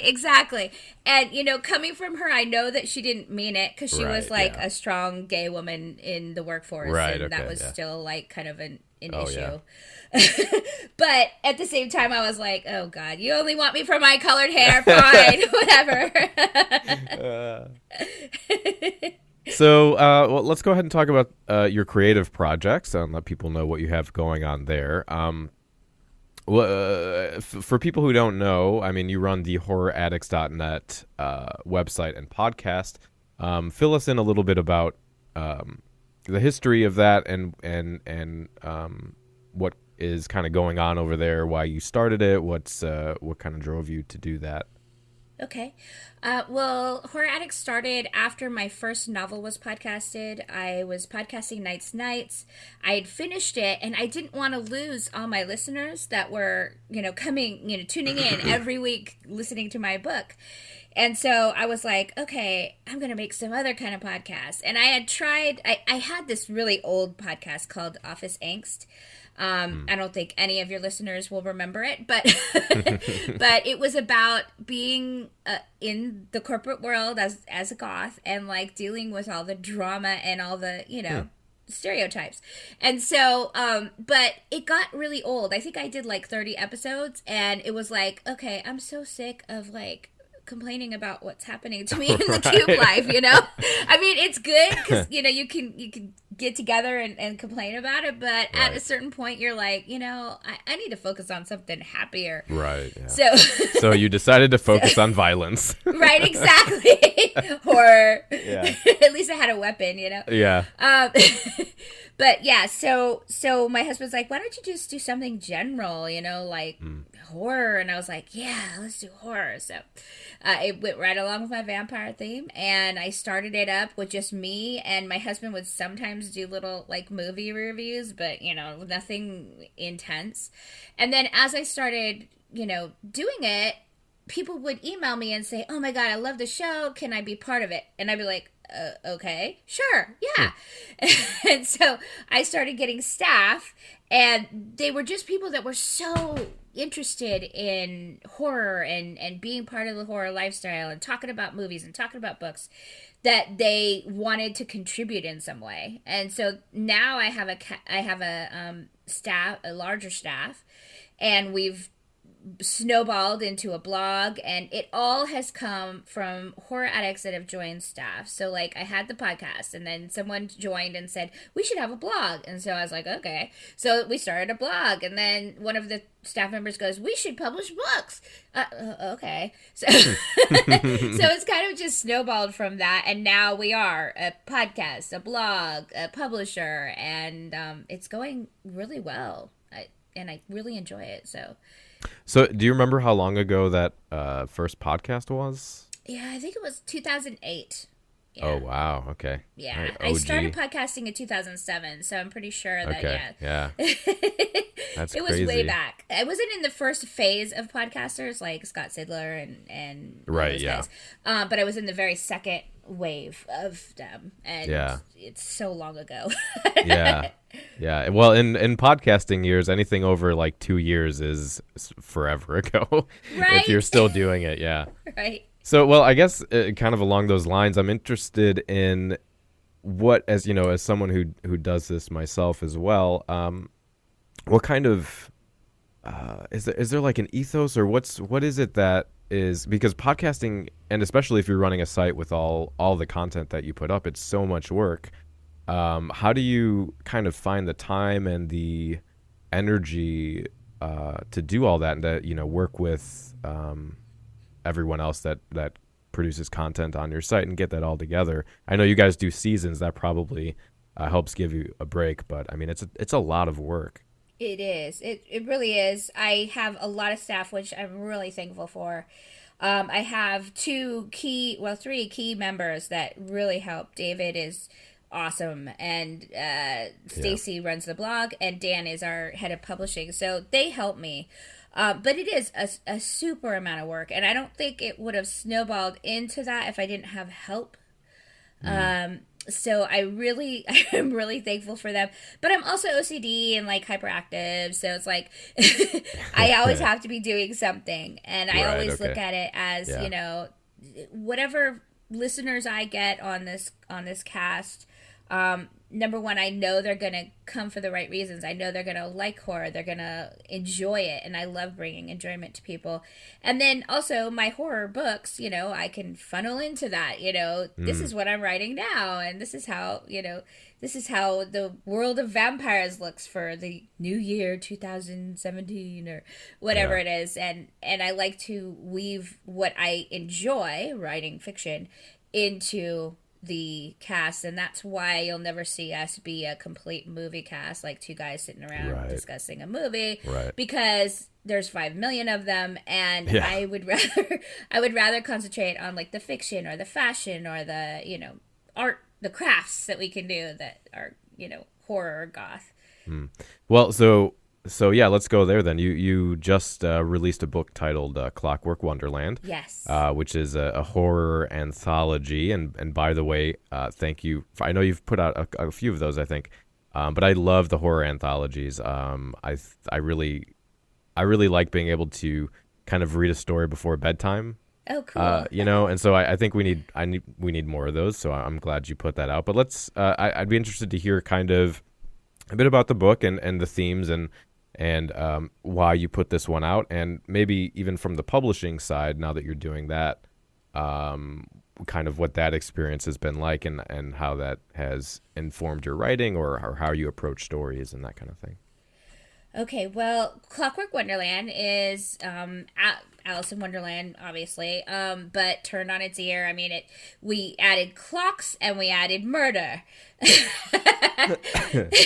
So anything to do with clocks and murder was what we were accepting. And but what we got was a whole bunch of different stories that I did not expect. I mean, these guys are geniuses that sent us these stories, especially like the first one in the book, Jabberclocky, is about a kid who is abused. He works in a clock shop that his father runs, but his father's an alcoholic, and this top hat man comes in and has him fix a watch, which turns into like this evil clock that latches onto his insides and births some kind of other machine. I mean, it's crazy. That's I like that. It's really crazy.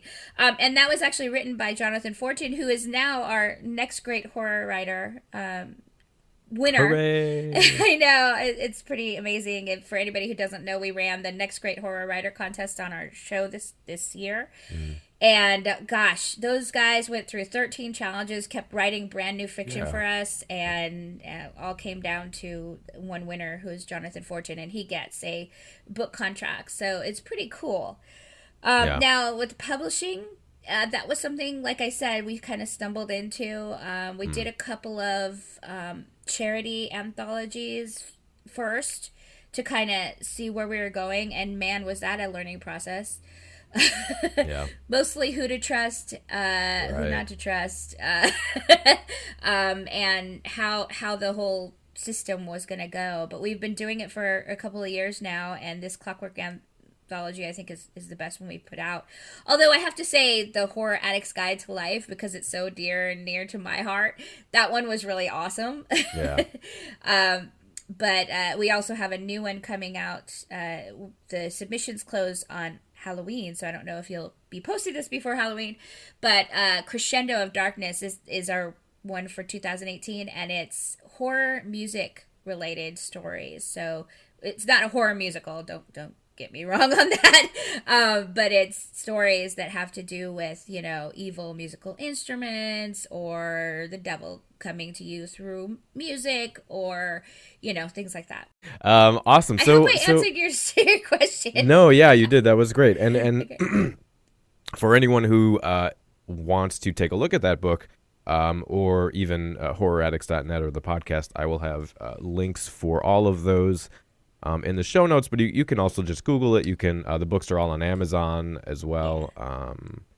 So yeah, you guys can look that up on your own. So a good place to end this then, I think, would be to ask you for a little advice for someone who has started writing a book, or for someone like me who is interested in writing a book but hasn't done that before, doesn't have any experience telling stories or writing something that's so extensive. Do you have any kind of general advice for, I don't know, disciplines or coming up with new ideas or anything like that? Well, the biggest thing is to keep writing, just always be writing until you feel like you've got a big chunk of it, and then you start working on, how is this going to be presented and such. Now, it's different for fiction versus nonfiction. I'm not sure what you're going to be writing, but I can see you totally going for the nonfiction book, because you're so smart. I'm listening to the Cemetery Confessions, and I'm just like, oh my God, this guy is like so smarter than me. I know you're really into what you're talking about, so that helps. But so for fiction, I would just keep writing and writing more. That's number one. Okay. The other thing is to network with people who write. Join a critique group, or join the Horror Writers Association of America if you want to. I feel like local chapters are better. If you can find a few of your friends that like to write, just start meeting with them and start exchanging stories. I think the biggest way that I learned how to do what I do is by reading my friends' work and critiquing it, and then going back to my own work and saying, oh, okay, right, I just pointed this out on hers, but I do it too. Oh my God. Right. It helps you. It really helps you. Attend conventions, even if they're not horror ones. I spend a large portion of my time at conventions here in the Bay Area, and unfortunately, most of them are sci-fi fantasy, and so I am the, redheaded stepchild or black-haired stepchild of that group, but I still go, and I still make connections with people who are in publishing. It doesn't always have to be horror publishing that you're networking with. You never know when a sci-fi imprint is looking for something on the horror slant. You never know when you're going to meet that author that also writes horror and maybe invites you to be in an anthology. Right. And then when you think you have like a big chunk of whatever this is, vampire story or a nonfiction book, then you need to really get in with people who know what they're talking about. So network with actual authors who've done this before. That's the best thing. And it sounds weird, and it sounds like, oh, you can't get anywhere with, unless you know the right people. It's kind of true. And it doesn't always have to be about furthering your career. It can be about learning something. And I know that, at least the goth mindset that I know, we're all into knowledge. And so, right, yeah. Get in with people, even if they're not, in our lifestyle, but maybe they can help you or they can teach you something. And be in it to teach them something too. You don't want to just go into a relationship but going, oh, what can he give me? No, right. Exchange ideas so that, there's a good give and take. More advice for writers. The other thing I would do is, you're reading all these horror books, obviously, if you're a horror fanatic. Right. Take notes.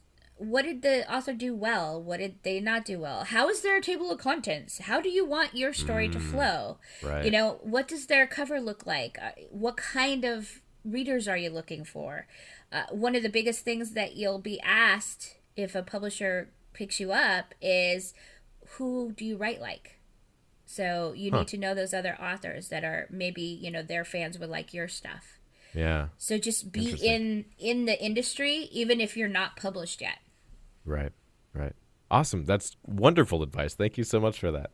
Once again, horroraddicts.net is the website, and it will have, if you just go there, it will have links to everything we've talked about, and all the older audio dramas and links to the books and articles and all that awesome stuff. So if you're into cool storytelling and horror and fiction, definitely check that out. Ems, thank you so much for hanging out with us this morning. Oh, no problem. I said nothing about my vampire novel. Please go check it out, the sequel.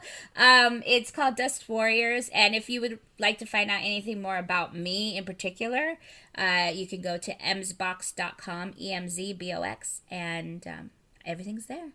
You're right. I'm sorry. I had a question about that, and I completely missed it on my notes. That's okay. Not enough coffee. No, I was kicking myself because I'm like, damn it, you didn't talk anything about your new book. So tell us a little about that book and what inspired it, and a little about the story and where that came from. Okay, well, the series, the first book, Nights, came about because I was reading Anne Rice, and she was talking about these cults that, vampire cults, that they had all these rules, and they were just kind of in the shadows, though.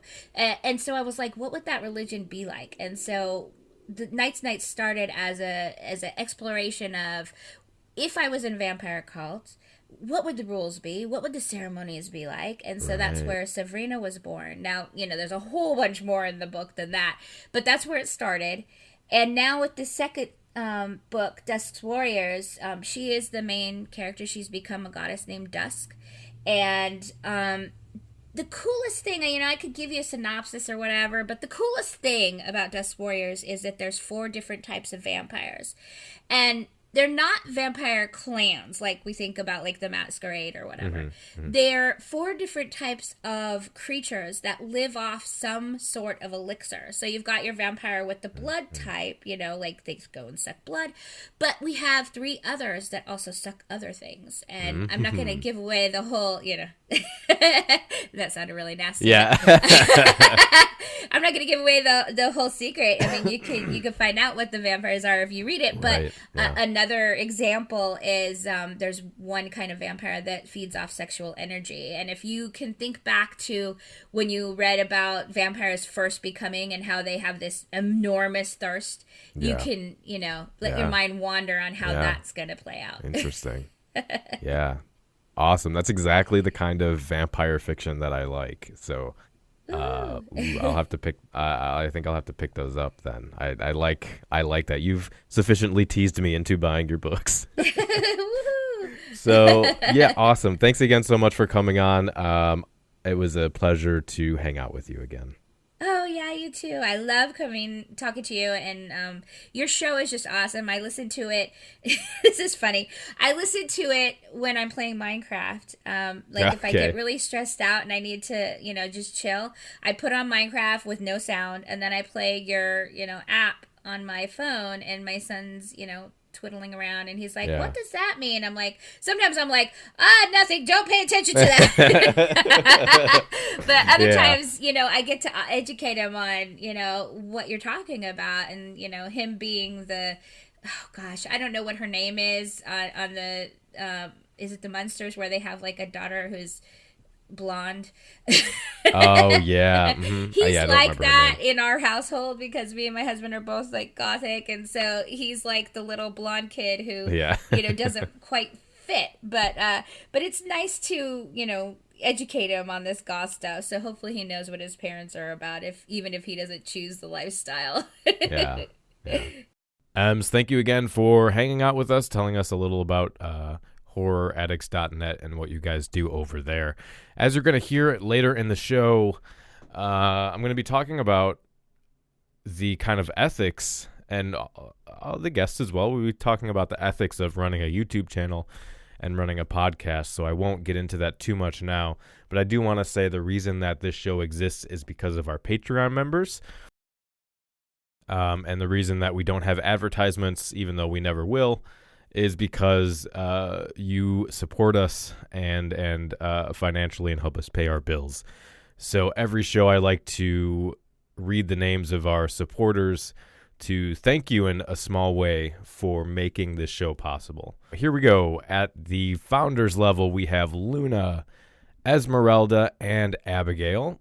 At the Nocturnal Council level, we have Kyra, Natalie, Michelle, Ariel, Azzy, Michelle, also known as Skullgirdle, Trey, Isabel, Nephilim, Angela, Necromancy Clothing, Skiamakos, if I'm saying that correctly, Anthony, Kay, and Heather. And then at the Crow's Call level, we have Paula, Robin, Angela Benedict, Sarah, Esther, Jillian Venters, Emma on the 13th, Dolly Dagger, Kelly, Dom, Noir, Marco, David, Brenda, Jessica, Christian, Fifth Dream, Alex Kennedy, Shelley, Caroline, Rose, Eternal Winter, Angel, Quinn, Anne, Laurel, Jen, Elizabeth, and Lyrillith.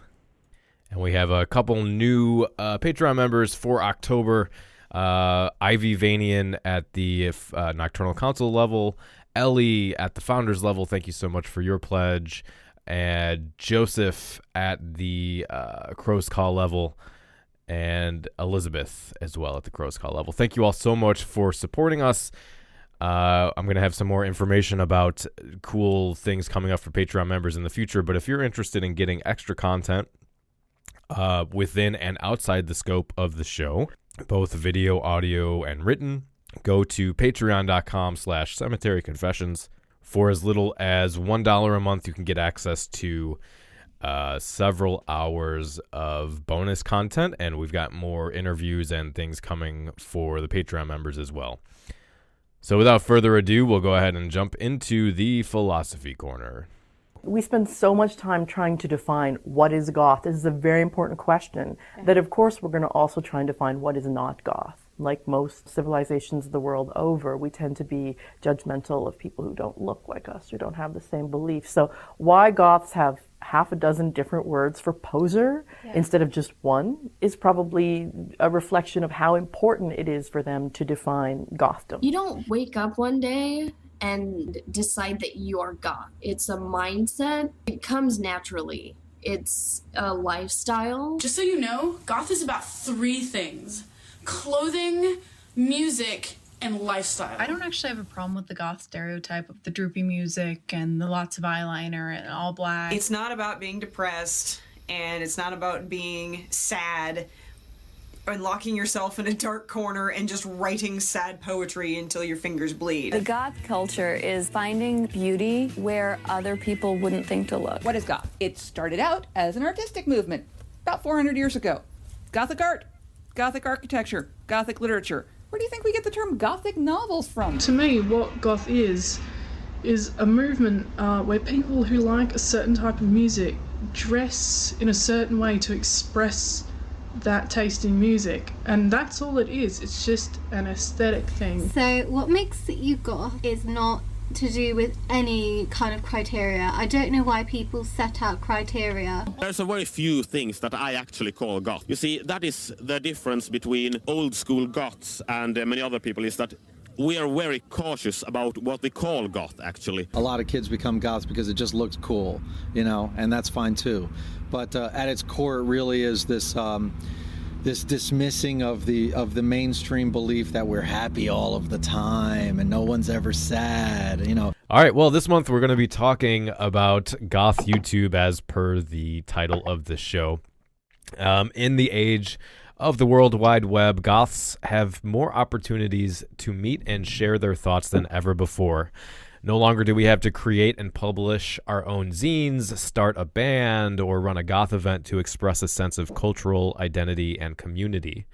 We are now more able to project ourselves, our lives, and our local scenes in HD video for the whole world to see and talk about. This has allowed our dark little culture to be opened to a whole new audience of potential goths who may become seduced by the dark side and help create and participate in the culture, even if they don't have a local scene themselves.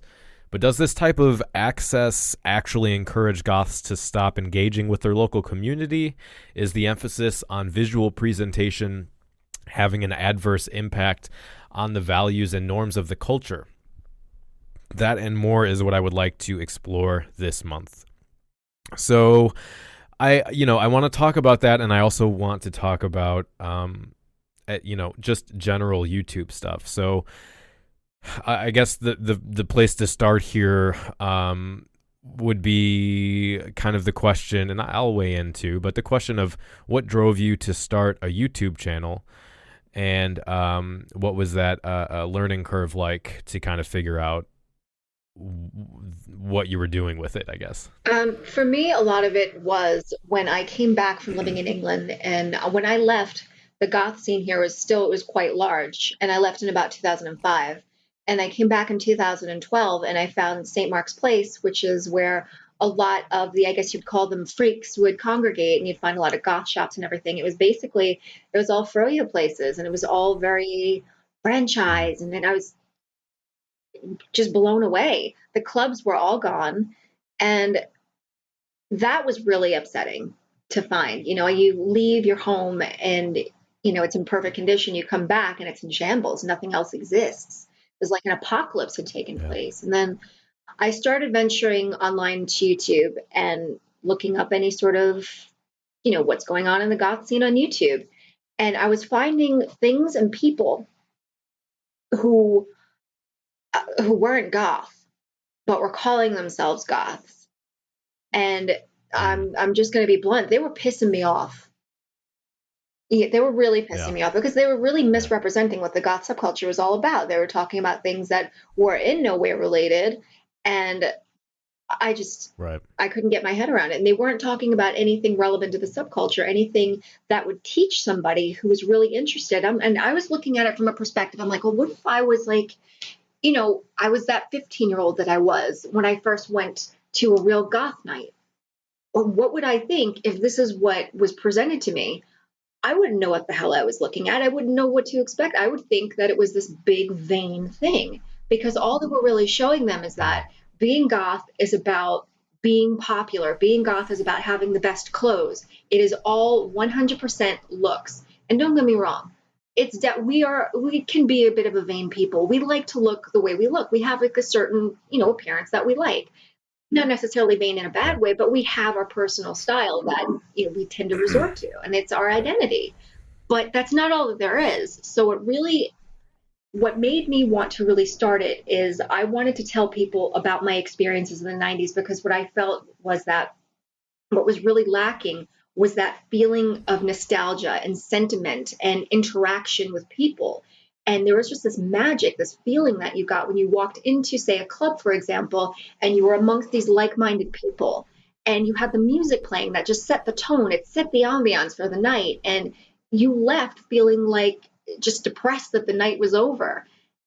But now, what do you have to show for it? You have people doing Killstar hauls, you have people doing makeup tutorials, and that's not to say that it's a bad thing.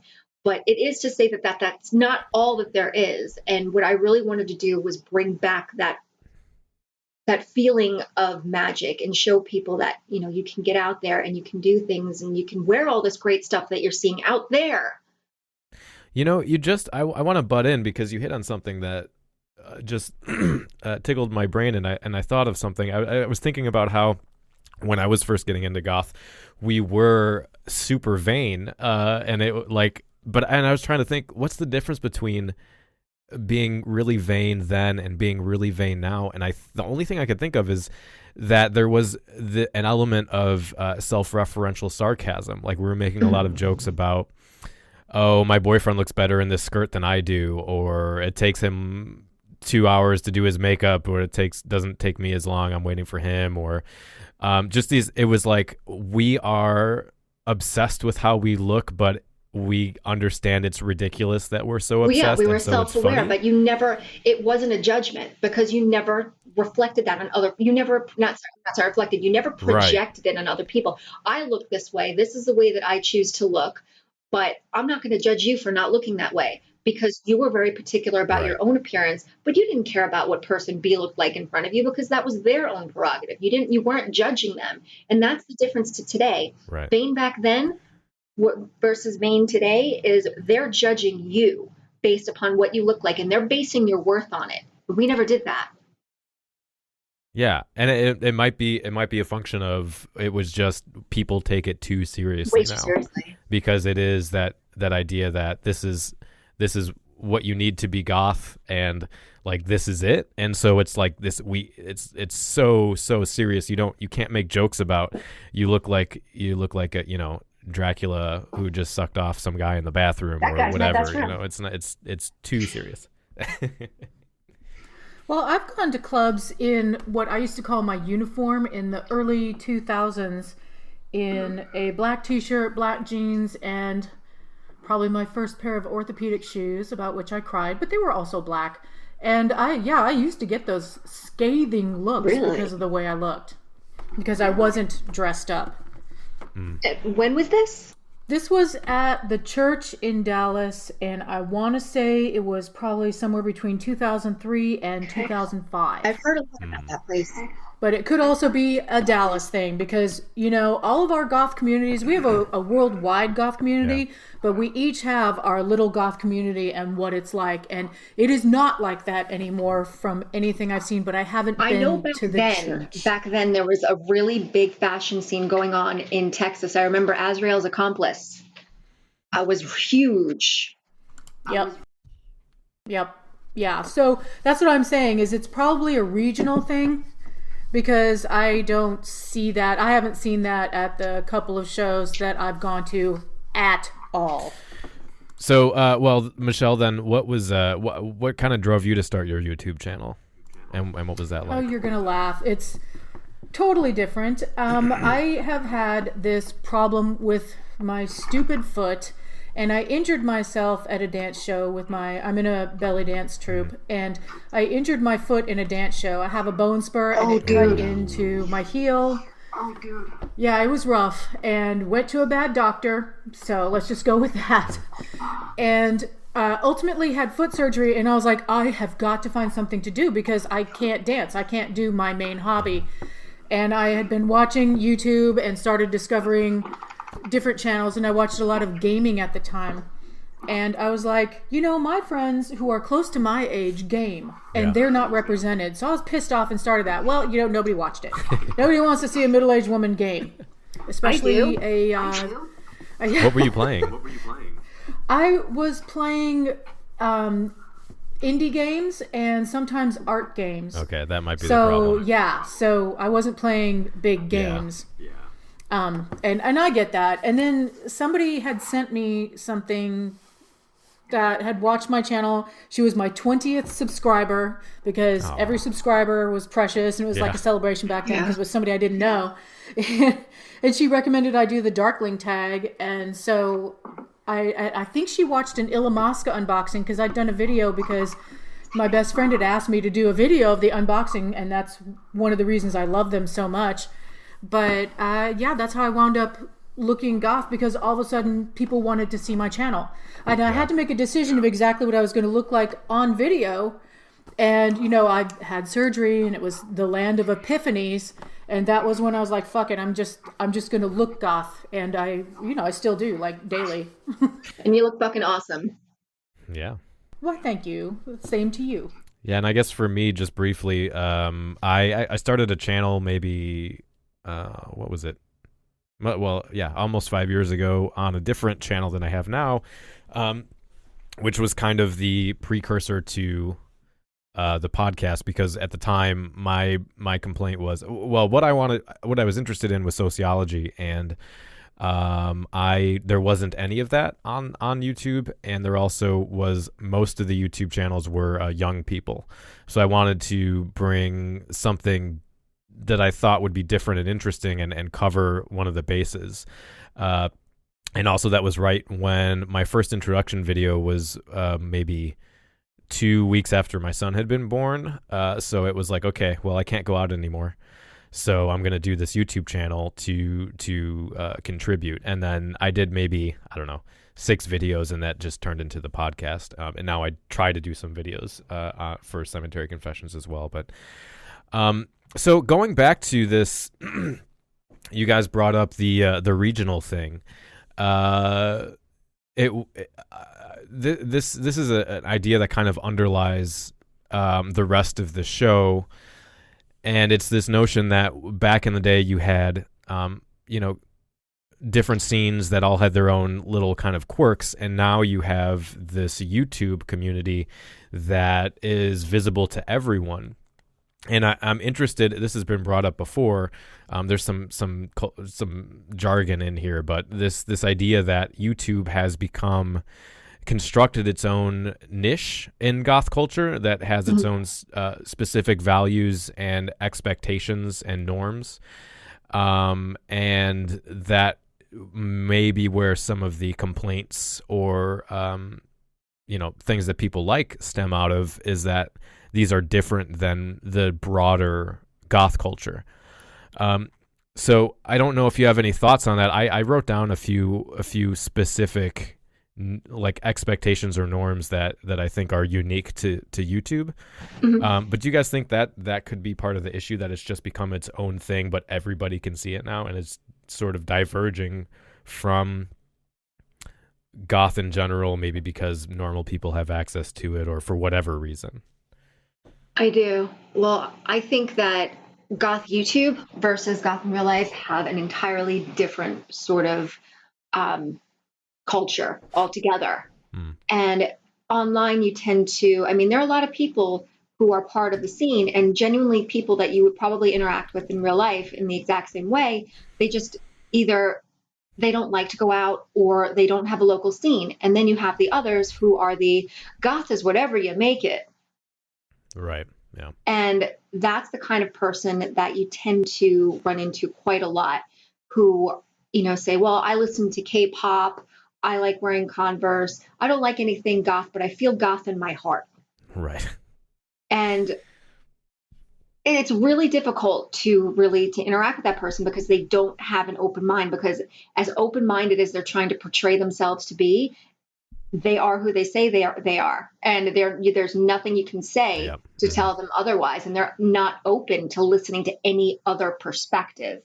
And this is an idea that's being perpetuated quite a lot. And I think what's really ironic is that, when you try to impart a lot of wisdom, they call you an elitist. However, their closed-minded attitude and their response to you when you try to educate, in actuality, it's them is behaving as if they are an elitist themselves. Yeah, there seems to be a resistance to the idea that being goth actually takes work. It takes work. Part of being in any culture, any subculture, takes work. You have to learn the history of your culture. We have to take history classes in school for our culture, and at the state level you have to take history classes for your state level, and sometimes for your city level. Those are subcultures of a greater culture. And if you don't take your history classes, then you put Trump in office. Do you want goth to become Trump people? Do you? I think we already have that. But yeah, I think there is a difference, because when you talk to people, and I will find that people who are more involved in their scene will actually come find me. They'll find my Facebook because it's listed in every video. So you can just go down there and click the link when you want. But Like and they'll subscribe. come find me, Leave a comment. right? And we'll commiserate. And it's like when I posted that I was going to the Lords of Acid. There are like 6 people going to the same show in their city, and it was so exciting to me that people are going to the same show that I'm going to, and they get to experience a similar thing that I go to. And that's one of the things I love about it, is that we can kind of feel like we're doing similar things and talk about it. I mean, of course, I can talk about the person I went to the show with, but that's one of the benefits of it. And I think that is where it actually enhances the subculture. But at the same time, you have people who insist with foot stamping just their own truth that they are goth and it's in the mind. And while I will agree it starts with a feeling, there's work to be done, because not everybody who feels all that darkness and is into creepy things is goth. I mean, if it's just someone who likes grisly things, then the dude from Silence of the Lambs is a goth just by default. Yeah. And that's just bullshit. Yeah. It is this kind of it's an issue in more than goth. I think it's this postmodern mindset where there is no truth. There's no way to find truth, and everything is just whatever I want it to be for any person. And it's a problem in in philosophy and in politics and in everything. And it's I think that's a big issue. When I was thinking about this, a couple of the areas where I think that Goth YouTube has departed from the offline community so far as differences or value differences. One of the issues when I was starting out was this idea, going from being in the local scene to doing YouTube, is this fundamental difference in sitting alone in a room and talking to a camera. Or even if you're vlogging at a festival, when you're around people, it still has some degree of being fundamentally detached from the reality of what's around you, or if you're isolated in your room, from the sense of community and companionship. It has this kind of artificial element to it, where you're talking to a person you have constructed in your mind, but you're really just looking at your computer. So I think that might have some potential to, from that artificial kind of isolation, have some weird effects on how the community has grown, and maybe even how people interact in person. Like if you go to a club, you see some people are only taking pictures and live streaming or Snapchatting or whatever, and not really having interactions with other people. So I think that's part of it. And then the other thing are these list of maybe goth values that have become more important on YouTube than in real life, which we will I'll try to break down through the rest of this, which is like visuals over substance. So hauls, outfit of the day, unboxing, makeup, that kind of thing being the main part of goth. Simplicity over complexity. So you'll get usually shorter videos will get more views. Videos that are easier to understand will get more views. And then you also have this careful curation of your YouTube persona over your real life personality. So you can make it so people will only see you at your best, or only see you in situations that make you look good, or that you have total control over, and you can edit that however you want.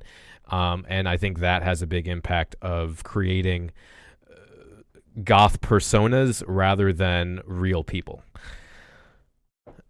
So those were my thoughts. We can start with talking about I guess the one of the big ones, which is the commercialization of products on YouTube and trying to reach a broader audience. So yeah, it seems like there's been a big boom in monetizing goth channels, as far as both YouTube ads and looking to do product reviews to get free stuff and to get paid advertisers and that kind of thing. What are your guys' thoughts on that? For me, it seemed like 6 years ago when I guess 5 years ago when I was starting my channel, or 6 years ago when I was watching YouTube, my biggest issue was that there were only a certain set of perspectives, but you only were getting a younger female perspective usually on goth. But then it seemed like with the rise of people like Sebastian Columbine and then Black Friday and Toxic Tears and those kind of channels, more and more people were feeling driven to produce marketable content. Yes. What do you guys think about that? I think that people, especially the younger generation, are a lot more impressionable, and they see this, they see something they like, and they want to emulate it. And that's true of, really any young person. They see something that they think is cool, they want to emulate that. And they don't, for example, the ones that you've mentioned, they don't really delve very deeply into what the subculture is all about. It's more along the lines of stuff. It has to do with hey, I got this new palette, or hey, check out, this is I got this from Punk Rave, this is a haul, this is this. And what they want is what they see. So in their mind, I think that they're very confused because they think, okay, well, this is what I'm supposed to look like. This is what I'm supposed to do. They're sort of seduced by it online. So that's where they're inclined to stay. So I think, what am I trying to get at? My brain's all over the fucking place. Well, I can, Michelle, unless you wanted to jump in, I can narrow down that question. Well, I did recently monetize and then demonetize my channel because for me personally, I wanted YouTube to pay me. I had people, when I said when I demonetized, I had people telling me to set up a Patreon, and while that's very sweet, I don't want my subscribers to pay me. They pay me every time they're not paying me now. They pay every time they watch a YouTube video and have an ad. They're paying every time an ad comes on, so I don't believe that they should double pay me. I personally do not need the money. I just wanted it to pay for, equipment. Yes. But I took the monetization back off of my channel, and I have problems with I have like 2 or 3 videos where I say I have a real problem with the consumerism behind the Gothic subculture, because when I was younger, that consumerism, you had to work really hard to get the zines, the self-published zines. You would have to be part of like a poetry zine, or you'd have to travel to go see a show. Luckily, I'm in Denton, huge music school, so I got to see a lot of different shows and stuff up here. But you had to work for it. You had to make your outfit. You had to go to thrift stores or antique stores, and if you found something in a regular store in a mall, it was like a little treasure. And I actually still have some earrings from 1984. but it's just the idea that you have to have all the things all the time, it's beyond me. It takes, I think, value away from being goth when you're trying to be goth through your stuff. Yeah. Because the goth part of goth is the person inside. Okay, so let me ask this then to narrow it down. To specify, I guess, what do you think the ethics of sponsored content should be then, as far as the balance between what you just said and also trying to make money off of your time or the stuff that you're making for other people? I want sponsorships to be loud and proud, and I want to see it at the beginning of the video. This is a sponsored video. I don't want it to be something down in the bottom. It's like, oh, this is sponsored, because hauls are presented as somebody might click on a haul because they want to see what the garments fit like. I mean, that's a valid reason to watch a haul, is you're like, okay, I kind of know what this person's body style is. I want to see how these garments fit. So especially if you're going to pay a lot of money for it. Right, yeah, that's where it's functionally, well, I wouldn't buy most of it because it's shitty to me. But that's where it's functional and it can be helpful. But when all of a sudden you see all of these channels and they all have this Killstar haul, and then all of these channels have a haul from here, and all of these channels have a haul from here, it just kind of reduces the validity of what they're saying to me personally. Do you notice they all happen around the same time? Oh, hell yeah. It's the same thing. I compulsively watch makeup videos because I have had a love affair with beauty products and skincare products of all sorts for pretty much my entire life. I've gotten in trouble for wearing my mom's makeup to 6th grade, whatever. So I watch a lot of that stuff, and it's the same thing. And when I watch, because I do see these mainstream beauty videos, when I see content that it's just kind of like the same exact thing in black and white, it makes me wonder. I mean, I understand that mainstream is going to influence the Gothic subculture, but it makes me wonder, what is the difference between this channel and the beauty channels that I watch? And I don't really see a lot of difference, except that I watch beauty channels with integrity that are much larger. When I watch a larger goth channel, I don't feel that same feeling of integrity that I feel from a beauty channel of the same size, if that makes sense, like 250,000 subscribers. And I see that integrity, and that's what I really want to see. I want to see honesty. Hey, this is sponsored. And just real quick, Angela, before you give your response, that does bring up an interesting question about if we are a subculture or a culture that has some degree of departure from the mainstream, however you want to call that, mainstream media culture, or just broader American culture. What is it that makes us different if our media, our YouTube videos, are essentially copies of or just in the same arena as mainstream YouTubers, just maybe with a different color palette or with, different color clothing? If we're doing the same stuff as everyone else, what sets us apart as a goth culture? And there are a lot of, goth YouTubers who will do videos that are sponsored, but either won't say that it's sponsored or will flat out lie and say that it's not sponsored, where I know that it's sponsored because what I was saying is, you notice that like from specific brands, that these things happen around the same time with, a group of YouTubers, is because I get the emails myself from these companies. So I know what's coming. So I'll get an email from Rose Gal. I'll get an email from New Chic. I'll get an email from Punk Rave, and I'll know, okay, this is probably what's going to be coming in the next couple of weeks. And then you'll see the ones who've accepted because you'll see all of their hauls. And a lot of them will say, well, this video hasn't been sponsored. This isn't sponsored, or so I was looking online and I just had to have this. I'm like, bullshit. I got the email. Like, what are you talking about? But I don't say that sort of thing because I don't want to, I don't like stepping on anybody's toes. Just, let them sort of do their thing. But definitely be open about it, because I don't like the fact that there are a lot of younger generation out there, or there are a lot of just, regular people like you and me that are watching these hauls or watching these videos where they're wearing these extravagant clothes, looking this certain way, and they don't realize that they're getting the stuff for free, and they're feeling insignificant in themselves, saying, I wish I could have that stuff. And they're feeling bad about themselves. And you don't realize that you're making these people feel shitty. So if maybe you're upfront about it and you're like, hey, I got this for free. This was sponsored. Not all of us look like this. This doesn't mean that you're not a real goth because, you can't afford this stuff. This was given to me so I can do this video. And then maybe they'll feel a little bit better about it. I don't know. Yeah, I agree. I totally agree. My kind of ethics around it is that, first of all, like you said, sponsored stuff should be said. People should know. Like, for example, the last episode we did was a book review, and even though I was very critical about the book, I did specifically say, like, I asked the author and the publisher for a copy so that I could review it for the show, so they sent it to me for free, just so people know.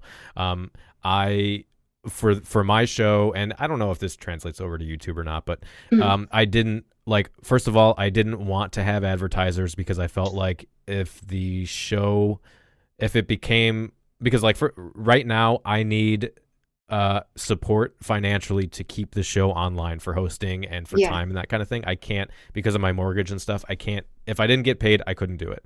But I didn't want it to be, Gothic Beauty Magazine, Killstar, whatever, paying me money to keep the show online, because then I feel like there would be a conflict there of being, saying what I wanted to say, but trying not to offend the people that are paying me to keep my show online. So that was the first thing.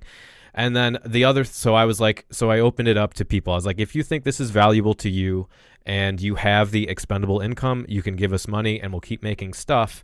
And what I don't see with other goth Patreon stuff, with a few exceptions, is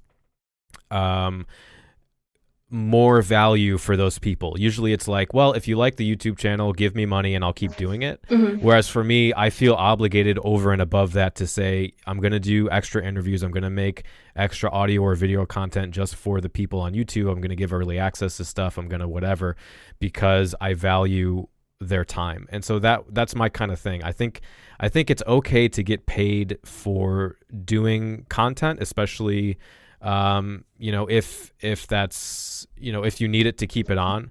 But in my case, if I was like, if tomorrow all of my Patreon members left and they said, you know what, we don't like the show, there's no value, I wouldn't immediately be like, okay, how can I sell out and get Killstar to give me a bunch of money to keep the show online? I'd be like, okay, well, that's the end of the show. It's going to be done, because I feel like you would take the integrity out of the show if I did something like that. I agree. And that's the same reason I have a Patreon as well, because I have one because I got shitty equipment. I got a broken tripod that my husband taped together with surgical tape. And the camera that I use outside, because I do some fashion videos, like fashion under $30, that kind of thing. That camera I got, I think, in 2004. It still works. Yeah. But it's just basically to get newer, better equipment, because I want to be able to maybe take people into Manhattan, go to a show. Yeah. I tried to vlog from an event using that camera, and all you see are club lights. You don't see anything. You don't hear anything. It was awful. So I'm like, I want to be able to produce better content for people rather than me just sitting on my sofa or at my dining room table. And, that's the reason I have mine. And people don't just sell out for money. I'll add, people will, I think people can also sell out for subscriber counts. And there's a really, I think, you guys can tell me what you think of this. There's a really easy test to show who is in it for likes and subscribers and who isn't. When a year or two ago, when the first, and I'll get to how you tell, but the first 40 Years of Goth video came out, what happened was, that was really controversial. A bunch of goth YouTubers made commentary or react videos to it, which was fine. They had something to say about it, and they got shit tons of views because that video went viral. So all these other like goth react videos got way more views than they normally would. Yeah. Okay. 6 months or whatever later, the second one comes out, also controversial. Goth YouTubers also make commentary videos about that, get tons and tons of views. A little while after that, the goth shoe video came out from the same person. Not controversial, nothing in there really to talk about. It was just shoes.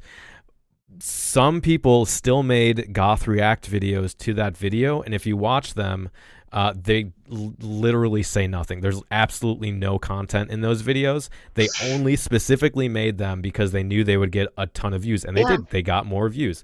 And those people, I was really disappointed, because you knew there, especially after watching the videos and no actual substance being in them, you knew they only did it because they wanted more views. And I think that kind of thing is really disappointing. I agree. I actually don't know if either of you did those videos. So if you did, I don't think you did. But I don't do reaction videos. I remember when it first came out, I was talking with Joe, who's been on the show before, and I said, "Hey, did you see this video?" And he's like, "Yeah, pretty interesting." And I said, and we both agreed, like, interesting, nothing to talk about in there. It'll be interesting to see who tries to make a react video for the views, and lo and behold, it still happened. The only react video I made is when I react to people who make comments that I don't agree with, or who make videos that I disagree with. But not viral videos. Yeah, I think. But I think that's different, because you're not just showing the video and then talking about it. And the only one I watched about that shoe video, because I watched the shoe video, I love it. I feel like Lisa Ladacour, I feel like she listens to the people who make comments on it, and she's improved these, and I was very impressed with the shoes, because it was correct. It was beautiful. She did a great job. Which is why there's nothing to talk about. Because you can't say, but how dare you put pinup in this video? I don't do react videos at all. I will go in, I will make a long, thoughtful comment, but I don't do react videos, and I've had people ask me for them. I just don't do them. Yeah. And they're fine. I mean, if you only do react videos, like there are some channels that do that, I think, that's a problem, because then you're just, making subscribers off of other people's stuff. But I think if there's something interesting to talk about, it's okay. All right, so let's move on here, and we kind of touched on this, the visual nature of YouTube, and what, kind of talk about what does that mean for the culture in general, as far as are we becoming more obsessed with image and turning goth into a commodity, and then what does that also mean for baby bats and how they might perceive the culture? And I know you guys both have some thoughts on that. Yeah, definitely. I guess I could probably start with an example, using myself as an example, because there's a lot of pressure to look a certain way. And if somebody shows interest in the subculture and they take to YouTube, this is what they're going to feel is the main and or only aspect to have on lock. And the more extreme you go, the gothier you are. When I first started my channel and I spoke a lot about my experiences coming up goth in New York, I talked about the music, the people, the clothing. It was really in line with a real goth, but all of it was coming from a person who, compared to bigger YouTubers sharing the content, my look was really watered down. So I got a lot of shit for that. And I got a lot of hate, and people even flat out telling me that I needed to amp up my look if I wanted anybody to take me seriously. Now, that's not to say that they all think this way, because I'm sure as Skullgirdle, she's seen herself, there are a lot of people out there from the new generation who want to go out. They want to learn about the music. They want to meet the people, but just coming into it online, it's tainted by people who perpetuate a very vain stereotype of the subculture, that it's all about the looks. So it's what people are bound to feel compelled to want to emulate. Yeah, let's first talk about people telling you don't look goth. You look like a quintessential 90s goth. Oh, thank you. I mean, walking down the street one time in 1993, 94 or something, all of a sudden I was confronted with a bunch of high school kids, and one of them was a young lady in a black slip with a full slip, well, not a long one, and huge boots, huge New Rocks, or New Rock style, or probably Demonia. And then there was another one dressed like a vampire in a long velvet dress. The guys one of them was wearing a white, I don't know why this is so clear, but there were four of them. There were two couples, and one of the men was wearing, I should say boys, because they were like 16, the white blouse and top with the black pants and a cape. I kid you not, a fucking cape. And the other one was wearing, I want to say he was more cyber goth dressed. Not with the long skirt or whatever, but yeah, he had a more industrial look about it. But, there was a point where I went back and, I checked my videos to see what they look like and what I look like. And I noticed that in all of them, I had, and this was a while back, I was made up. I was made up and my hair was up. And honestly, I prefer my hair to be teased up. So I tease it up when I'm home alone. I'm not going anywhere. Not every day, but frequently I do that. But I realized that it was all dressed up. And I don't believe that you have to dress up even once. I think that the aesthetic and the look is something that we're very attracted to, like little gothic magpies. But some people, all they have is a skull ring, or they might have a spiked bracelet, or they might just wear plain black t-shirts, or they might just wear band t-shirts. And when it was kind of like it bounced back at me that I'm always fucking made up. So I started making videos where I looked more like I look every day. So some of them will be more made up, and some of them are just me coming home from work. So I didn't want the impression that I always dressed up to the extreme all the time. And you'll notice if you ever watch my going out videos, which vlogs are difficult. They are very difficult for me. But that's where I look more extreme because it's fun and it's part of the process for me. But I tell baby bats over and over and over again when they start worrying about their wardrobe, I was like, if you want to look goth, just get a black t-shirt and black jeans. And just start from there and start with a little accessory here or there. You don't have to be extreme all the time. You don't have to walk out looking like a bloody fucking mess out of surgery, You don't have to have your flower crown and your thorns and your 50 straps all over you. You can build that if you want it. Plus, in those early stages, you're still experimenting, so you don't know what you want to look like. You just know you want to have a look. And I am a person that will mix it all up. I don't feel this. I call it the splintering. And the only style that I'm just like, yeah, that's something that I think is its own thing is cybergoth. And that's because it's also an intricate style on its own.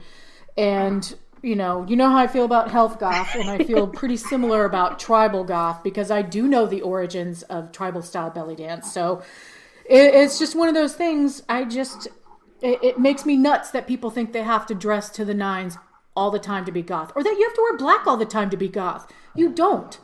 It's an element. It's a conglomeration of things. It's not one particular thing. Most of us are more interested in one thing than the other elements that we have with the literature and the art and the philosophy and the psychology to it. But it's I don't know. I just think that's crazy, and I think it's a bad impression to have to be perfect all the time. I think you were the one who mentioned this, Michelle, but back in the day, I remember having, if you had any kind of informed interaction with other goths, it was inevitably the "what books have you read" came up, and there was always some kind of discussion about literature or something substantive like that, and that seems to have largely gone away, at least on YouTube.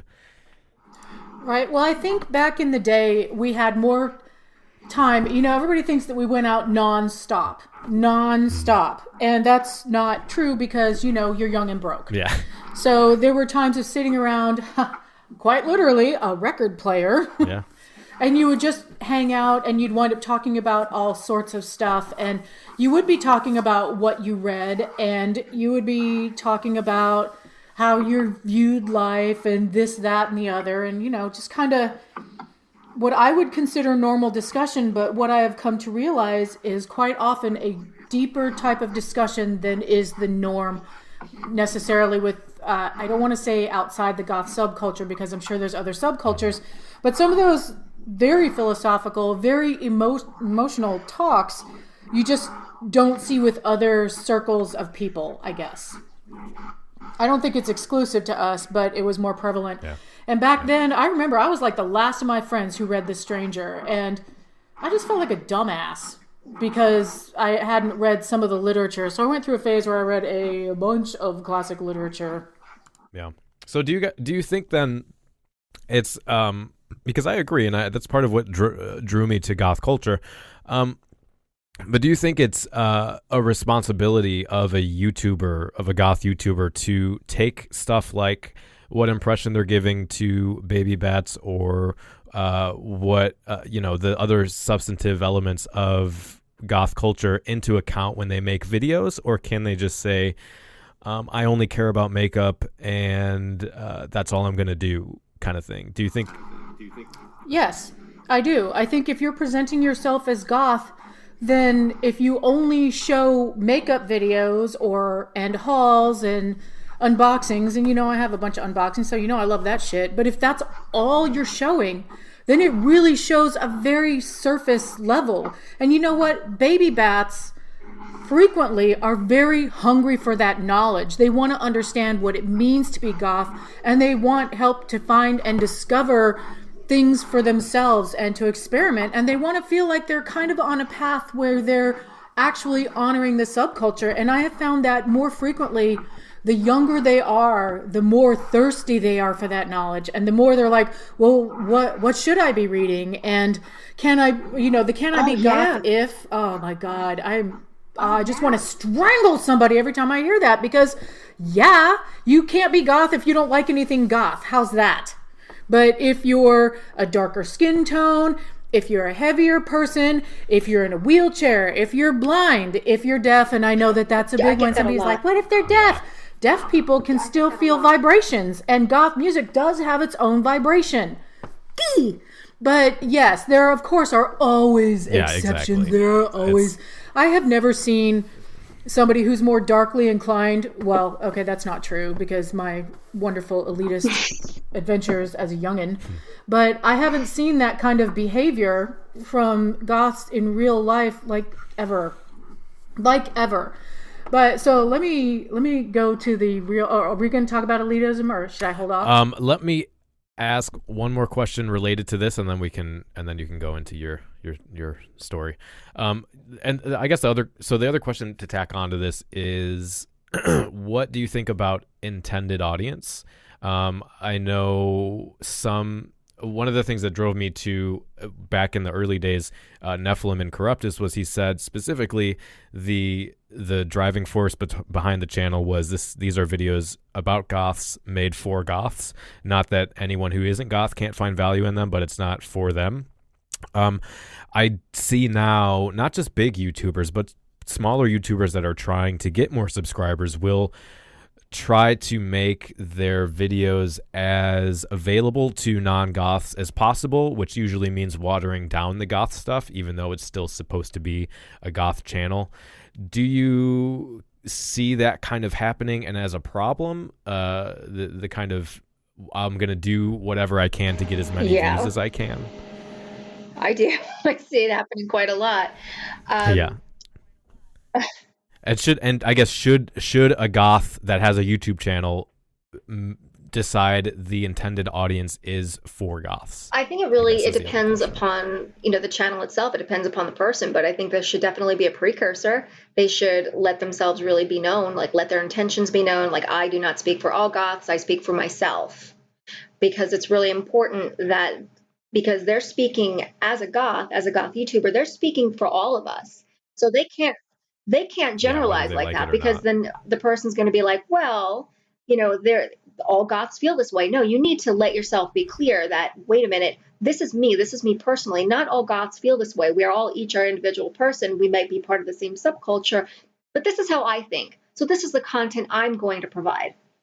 But I think that, as far as goth related content, it really should be for everybody. Anybody could watch it. If you're interested, by all means, watch it. But that doesn't mean that you're going to understand a lot of what's going on if you're not involved in the subculture. Because, say, a lot of my rant videos, you're not going to understand what I'm ranting about if you're not involved in the subculture, because you don't really, you're not privy to a lot of these issues. So, whereas you're more than welcome to watch it and have a listen, my main concern would be, do you know what I'm referencing? So, but it also could make them curious. Well, what is she referencing? And who knows, it could open up all new doors for them. Maybe they become interested in the subculture. That would be great. But right, maybe they discover the band Faith and the Muse. Yeah, wouldn't that be great? But I mean, everybody knows who they are. So oh God, I'm gonna get shit for that.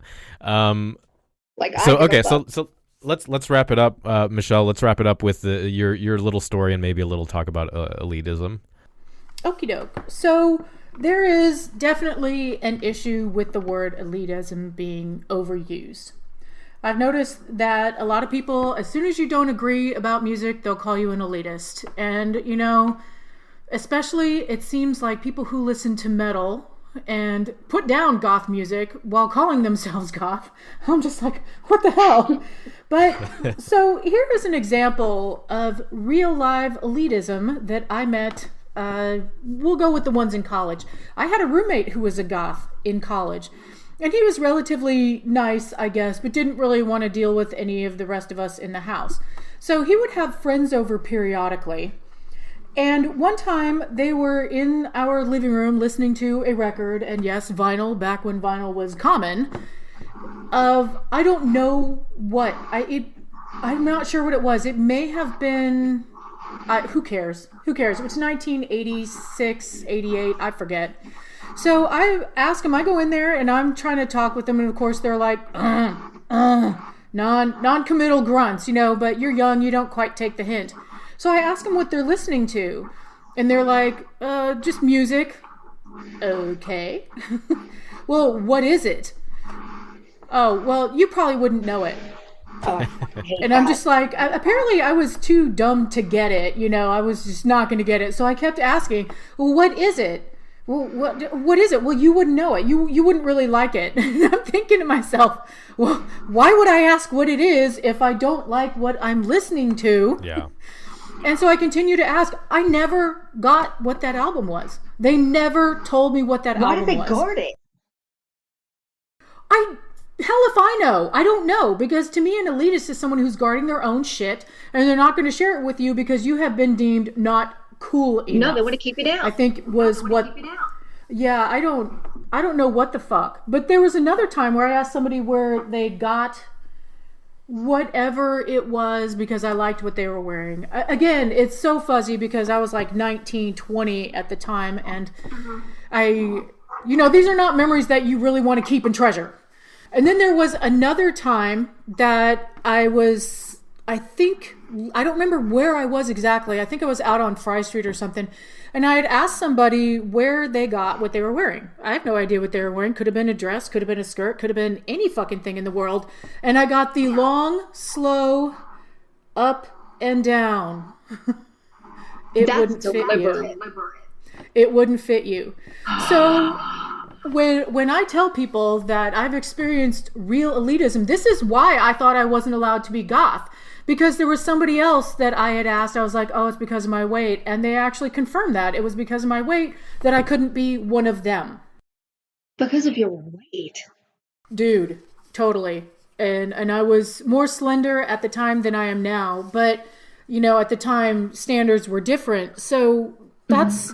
I've been wanting to make a video about the plus-size goth forever, but it's too close, and I don't know if I can get all the way through it without getting too emotional about that, because I felt like I let people get to me that I wasn't allowed to explore the person that is more comfortable to me. I think you would really help a lot of people if you made that video. Really. Yeah, I think it would, and I know for me, fashion videos, I'm so against most fashion videos, but I think that it would also be helpful if I would show people kind of what I have. Because, I got like 35 years worth of necklace collection and stuff. So. Can I make you a shirt? Yeah. I had my shop, my goth shop on Etsy, but I do basically DIY stuff all out of jersey knit t-shirts. Oh, yeah. Yeah. That's what I wear, a lot of jersey knit because it's comfortable. That's pretty much all I wear. It feels like jammies. They really do. It's jammies masquerading as clothes. When Angela and I went to see Esoteric, she called it her going out jammies because she was wearing this big old stretchy caftan. And you would never know it was just some cheap knit thing. It looked great. They're so comfortable. Right. But yeah, there's almost no goth clothing that fits me. That's why I want to do a video on all this art stuff I've gotten, because I'm more of an art supporter. And one of the things I got was from a place called Build Your Empire, the nun shirt. Oh, I remember that. I saw that in the video. When you guys went out to a diner. Right. I need to wear the Blackcraft cult one out and see what happens. Please vlog that. All right. Well, let's see. What can we wrap up with? So I guess we can go with the last part here, which is about what would you recommend for people who want to start creating videos, some kind of difficulties and tips and things like that. Or before we do that, I don't know if there's anything else you guys wanted to cover. I kind of skipped around in my notes, so I don't want to miss something that you guys really thought was important to talk about or wanted to bring up. I got out my most important parts. The thing I actually wanted to talk about was I actually wanted to touch on the elitism as well. Okay, yeah, go right ahead. And I know that it wasn't until I actually made a response video that I got referred to as an elitist and really being called an elitist over and over and over. And it doesn't really bother me because I know that I'm not, but it really drove home how much of a sort of, I guess that word is sort of a big stop sign in any sort of conversation the second you've offended somebody, because I found that there are three. Elitist is one of them. It's when you've basically made somebody feel as if they're insignificant and you're really just trying to help them out. And what I really wanted people to understand is again, it's really hard for me saying elitist because it just seems like such a dramatic word. So I tend to use pretentious, but somebody who is elitist and generally does have, they don't have your best interests at heart. they don't want to help you out with anything. Yeah. Like Skullgirdle was just saying, like, they wouldn't help her with the music. They wouldn't help her find a skirt. And these are the people that they don't care about you. They want to keep you down. They don't want to see you rise up and become the person that you are. They don't want you involved. That's somebody who's an elitist. And the elitist of our day, they'd make you cry if you think we're elitist. Yeah. Yep. Honestly. I had similar experiences. Big time. Lots of crying. You would cry. You'd piss yourself. You would never go out again. I have met true fucking elitists. I've been in the belly of the beast. And these people... Well, go on. I was going to say it was worse then too, because what would happen was all you had was your local scene. Mm-hmm. And if an elitist had their eye on you, they would just destroy your social reputation. And that was basically it to for you. Your face. Your friends were gone. You couldn't go out anymore without, people like giving you shit when you got somewhere. Yeah, it was bad. It was just, Yeah, you'd be standing around the edges hoping nobody noticed you. And that's what was important, to me when I was really getting into the goth scene, because I didn't want to stand out. Oddly enough, having a YouTube channel, I don't like attention. Ah, fuck, someone's calling me. They're going to die. All right. So when you were set upon by an elitist, it wasn't online. It was in person. And what was important to me as well as my friends, we knew that these people existed. They were very few and far between, but they existed. And you didn't want to stand out. That was the most important thing. You just wanted to blend in. You wanted to blend in. You wanted to be part of the scenery, and you just wanted to have fun. Because I think standing out was dangerous, because you're opening yourself up to possible public ridicule. If you wanted to be special, you had to back that up. You really did. And if you did, you would open yourself up to the questionnaire brigade, people who would start questioning you about. Yep. Really? So, who are your favorite bands? I saw you dancing to the song. Do you remember what album that was from? That kind of thing. And these are the people that truly did exist, but they were it wasn't online. They were in your face. And you didn't want to go out again after that. You felt so humiliated. You didn't want to go out after that. So Yeah. And that's gotten a lot better, I think, at least in person. Yeah. And maybe, I don't know, maybe it's because that's moved. People fought back against it or what, I don't know, but yeah, I think people are more aware of that because in general, from my experience, I've found that a lot of goths are trying to be more tolerant, kind of trying to be, I don't want to say liberal, I don't want to put a political bent on it, but more tolerant and inclusive, because they weren't always inclusive. I mean, that shit was so popular when I was younger that you just kind of had to be inclusive. But, those, generally, they looked like the Susie Goths. And to explain a Susie Goth, winkle pickers, black pants, puffed up hair, maybe wearing Susie makeup, maybe not. Are you making fun of me? I don't know. My friends and I thought that people who copied Susie and the Banshees makeup were unoriginal. Yeah. So people copy it now. I'm like, well, that's fine. You do your own thing.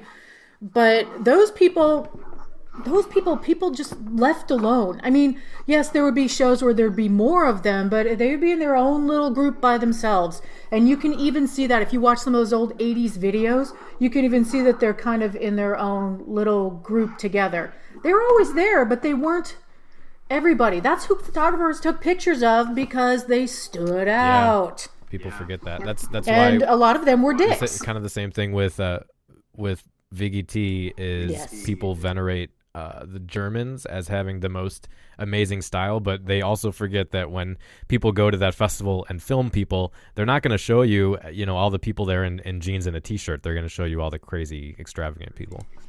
Right. So I watched the edges of those videos. I watched like a 20-minute, I think, castle party video, and all I did was not watch the person they were focused on. I watched all the people around them, and it's band t-shirts and black hair. I mean, that's just the standard thing. Of course, they're going to take more pictures of the people who are more interesting. Of course, they're going to take video of the people who are more extreme. That's just kind of what photographers and videographers do.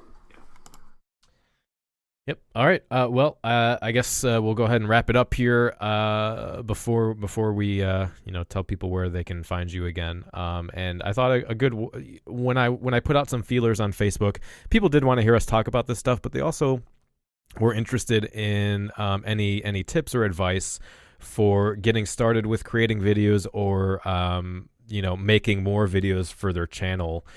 So if you guys have any advice or even just something that you've found difficult in running a YouTube channel or what people who don't get into the YouTube algorithm can do to make interesting content.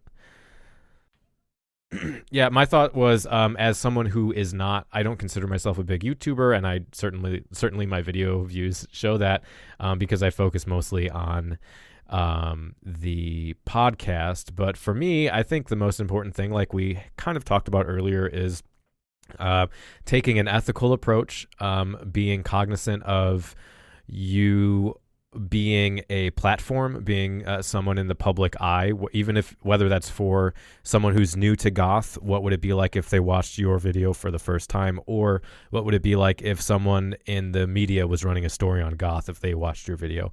And also just caring more about the content and quality of the video than what is going to get you a bunch of views. Like, yeah, sure, you can say being consistent with your upload schedule or sharing your video in specific places or whatever, but the ethos for this show and for my YouTube is to make content that will have something interesting to say and that can be evergreen, meaning that someone can, even if I don't get 10,000 downloads in the first week, that content can stay up for the next 10 years and people can watch it and find some value in it.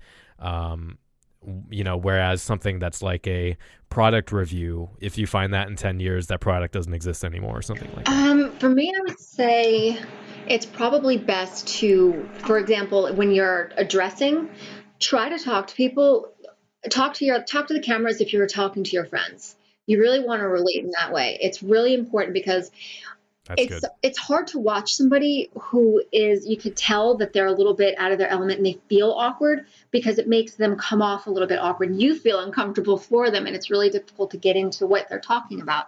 So just relax and pretend you're talking to your friends. And as far as content's concerned, talk about what's important to you, because number one, if it's important to you, you're going to put that emotion into it and people are going to listen because you're going to project that. And I think as far as maybe product reviews or things like things that are really important, say in the subculture, you want to talk about things that maybe people aren't really discussing, maybe kind of make people think. Don't jump on bandwagons, because that's a little bit of a, as we were talking about earlier, and people just like, oh, goth reacts too. I don't think it's really going to get you views so much as get you the wrong audience. And you're gonna attract a lot of trolls. Be accustomed to trolls. Skullgirdle, I'm sure you've had a ton of them. I think you even made a video about them. They happen. And you got to develop a bit of a thicker skin and expect them. Don't take what they have to say to heart. I got a lot of shit in the beginning. I still get shit every now and again, but don't take what they have to say to heart and don't make them stop you from creating the content that you want to create. And especially don't let them cause you to backtrack on anything that you feel very strongly about. If anything, take it as ammo to just go even harder about what you believe in. I would say the number one thing is to make videos that you enjoy. Like, for me, I look at my channel and what I'm thinking is, would I want to watch this video? Yeah. I want to make the videos that I want to see. And I research stuff for fun. I love to research. I love to look things up. And so, I kind of talk about random stuff in my videos and I leave it in. I leave that stuff in because I love that informational. And the other thing, when you go back and talk, or when you talk to your camera like it's a friend, I had my friends scrutinize my videos and I ask them frequently, does it come across like I'm talking to you? And as close as you're going to get really is going to be a presentation style of talking to your friends. But I have my friends check me. I want them to check me to see if I'm having an ego issue. I want them to check me so that they tell me whether or not a video comes across as if I'm talking to friends. Because I want to create that level of comfort that people are actually going to listen to what I say. And I feel that you got to be true to yourself. I mean, ultimately, you got to be true to yourself when you do your videos. So when you go back and you see the videos that you made, do you feel good about your content? You know, for me, I feel like I have an obligation to further, not an obligation, I actually want to do it, to further the Gothic subculture. Because I feel very fortunate that it's still around. I never would have thought this in the 80s, that people would still be doing this. I never thought in the 80s that people would still be making new music that I love as much as what I loved back then. You know, it just never occurred to me. And it also never occurred to me that some of the bands that my friends made fun of me for, Gene Loves Jezebel, would be considered part of the Gothic subculture. It's crazy. So I just want to be true to myself. And also, you know what? Try to make sure that you have some kind of good lighting. And that can be 2 bare bulb lamps. It doesn't have to be super expensive. One of the things that I found that I wind up throwing videos out for is because half of my face is in shadow and I can't stop looking at it. It's just irritating. So kind of daylight when you're with a window facing you or something. It doesn't have to cost you anything.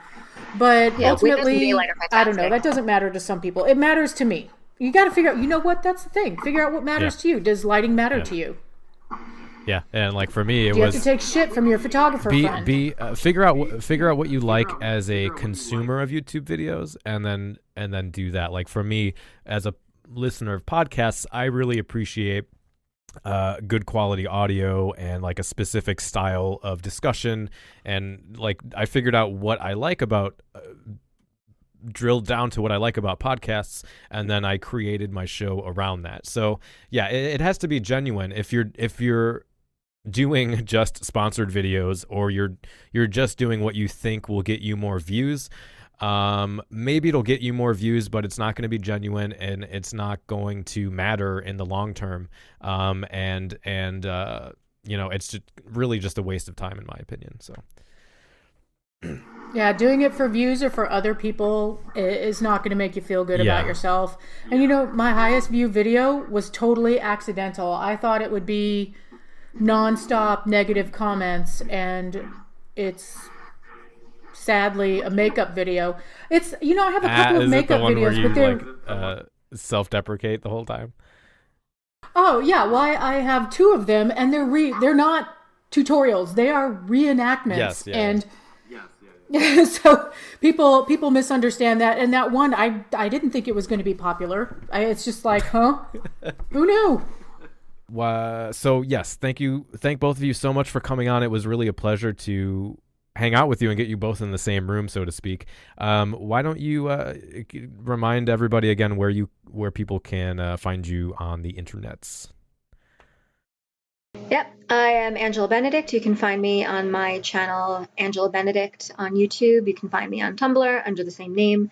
I have an Instagram, Angela M. Benedict, because Angela Benedict was taken. I don't know what the fuck is that. We have Twitter, and I have a Facebook page where I sort of update with random bits and bobs with goings on in New York City if you're in the area. Events. Clan of Zymox is coming to New York. Yes. So, you know, first U.S. tour in like 20 years or whatever. They're coming to Dallas. I'm already planning on it. Freaking exciting as hell. But yeah, that's where you can find me. And if I can find more venues, I could possibly go and try those out. But I'm not like a Snapchat person. I'm bad at texting stuff. So if it involves a phone, I'm not doing it. Michelle? I am Skullgirdle on YouTube, and I also have a page I maintain on Facebook called Skullgirdle, where I share different bits and pieces about Gothic subculture. I actually share quite a bit of music there. And that is it, because I don't do Twitter and I don't do Snapchat and I don't do Instagram because I don't want to keep up with it. But I'm not a Luddite. I just don't want to deal. All right, and I'll have links to both of your channels in the show notes. If anyone, if you're listening on the website or the podcast app, you can just look at the notes and click over and subscribe to their channels. So thank you two again so much for coming on. It was a treat.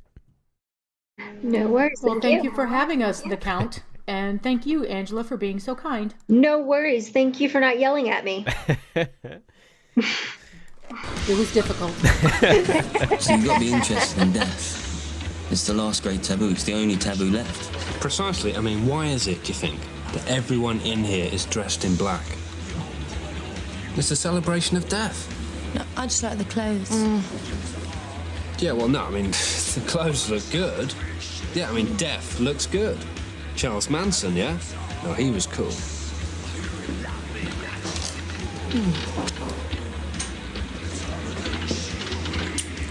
Don't know if I mentioned it before, but I'm actually a vampire. Sinister Suggestions. All right, that means it's time for Sinister Suggestions. This month, we've got a twofer. I'm going to be recommending necromancy radio / necromancy clothing. If you aren't aware, necromancy is a Patreon of the show. However, the reason I wanted to feature them is because I believe they have something interesting to offer. If someone is a member of the Belfry Network, I already have a level of respect and trust in the product and the media that they're producing. I don't add people to the Belfry Network unless they pass a certain bar in terms of production quality and substance and value. So if you follow the Belfry Network, you're probably aware that Necromancy Radio is a podcast that is an interview show, which is unique to the Belfry Network. The Green Widow has interviewed a lot of current and kind of legacy bands and musicians on her show, many of which don't actually have audio or interviews at all out there on the internet. So I think there's a really good value that's being brought to her show. She's also interviewed YouTube people, YouTube celebrities like Angela Benedict. She's interviewed artists, authors, and all kinds of creative people. So I highly recommend, if you haven't, to check out the back catalog of Necromancy Radio. And if you're looking for clothing, specifically if you're a woman or if you are looking for feminine clothing or to buy feminine clothing for a friend of yours, if you're not into that kind of thing, check out her clothing store. You can find that at necromancy.com.au. She has clothing on there from lines such as Punk Rave, Devil Fashion, Necessary Evil, Alchemy England, Dark in Love, Chic Star, Demonia, Manic Panic, and Parfum Noir. And these she has all of this stuff at reasonable prices. In fact, right now she's running a Halloween sale, which is probably going to end by the time this show goes up. However, they do run other sales if you're looking for new clothing to buy. All of the pricing is listed in Australian dollars, so if you are in the States like us, that's going to be already at a lower price than what is listed, and they do flat rate shipping as well, so you can buy a whole bunch of shit and get the same shipping as if get a value on the shipping there. And of course, buying from the Green Widow, that she is someone who is passionate about the community, that wants to participate and support all of us and support good content, support substantive content. And so you can rest assured that your money is going to someone who is invested in the culture instead of someone or a company like Dolls Kill, for example, who is only really interested in making money and doesn't give a shit about the people that are participating in the culture. So again, you can check that out at necromancy.com.au. And if you want to look at the really, really honestly interesting, fascinating, and unique interviews for Necromancy Radio, you can look that up on the Belfry Network at the belfrynetwork.rip or on the RSS feed or on the app. With that, we're going to close out the show. Next month, we will be returning with the Gothquisition. This is the third installment of the Gothquisition, and if you don't know, we're going to be having a panel of guests on to take a shit on internet goth. We're going to bring out our finest, elitist attitudes and have a bit of fun for that episode. As such, this episode is going to be coming out a few days late. Most of the Cemetery Confession episodes release on the 2nd of the month. We won't be able to record this one until the 9th. And it's going to take me a few days to edit, so that will be going up late. The reason for this is because some of our guests of the Gothquisition have moved across the country, so we have so many different time zones and shifting schedules that this was the best we could do for a recording date, but that will be coming out. If you are going to miss having the installment of Cemetery Confessions showing up on the 2nd, what you can do is, well, there's a few options. I was recently interviewed on a podcast called Sex, Death, and Religion. I will have a link to that in the show notes. On that episode, we talked about my deconversion out of Christianity and my kind of epistemology when it comes to religious beliefs. I was also recently on the We Have a Technical podcast. That's a really fantastic show that you should be listening to, where they talk about industrial and goth news and music primarily, and often have on musicians within the scene and have a really well-informed and intelligible opinions on what's happening, not just within industrial culture, but within the sort of evolution of the music, and both on the bleeding edge of industrial and really informed opinions on older albums.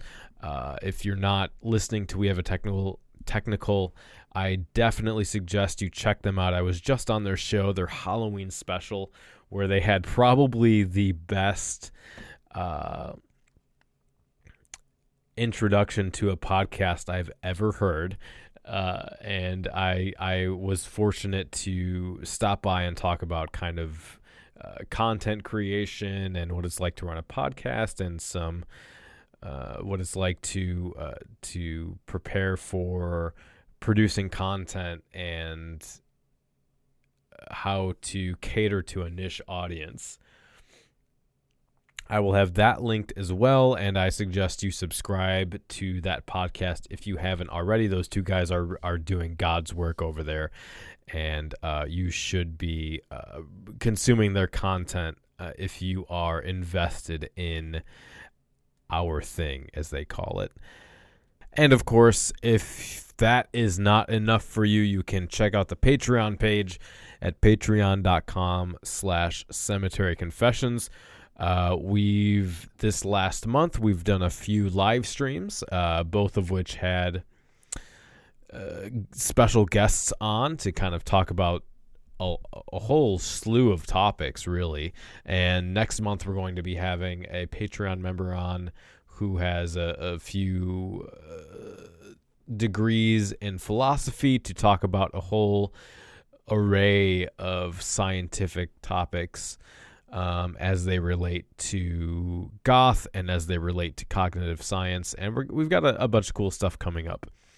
Of course, for the hiatus, we will have the Patreon-only episode of Cemetery Confessions.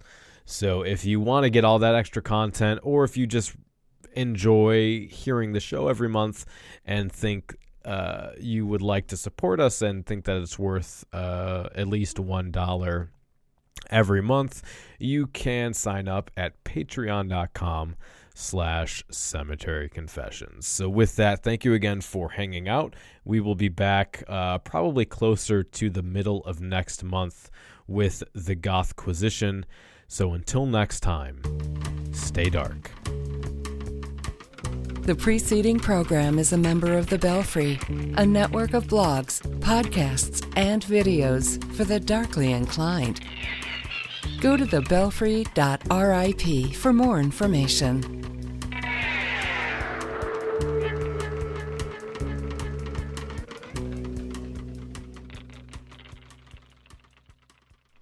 I do that with peanut butter because I buy, I think, Earth Balance peanut butter, so it tastes like actual peanuts and delicious. That shit is good. Especially if I'm eating more vegetarian, I will eat peanut butter like a motherfucker. Have you tried the almond butter? I have. I prefer peanut butter, but I will eat both peanut butter and almond butter. And there we have it.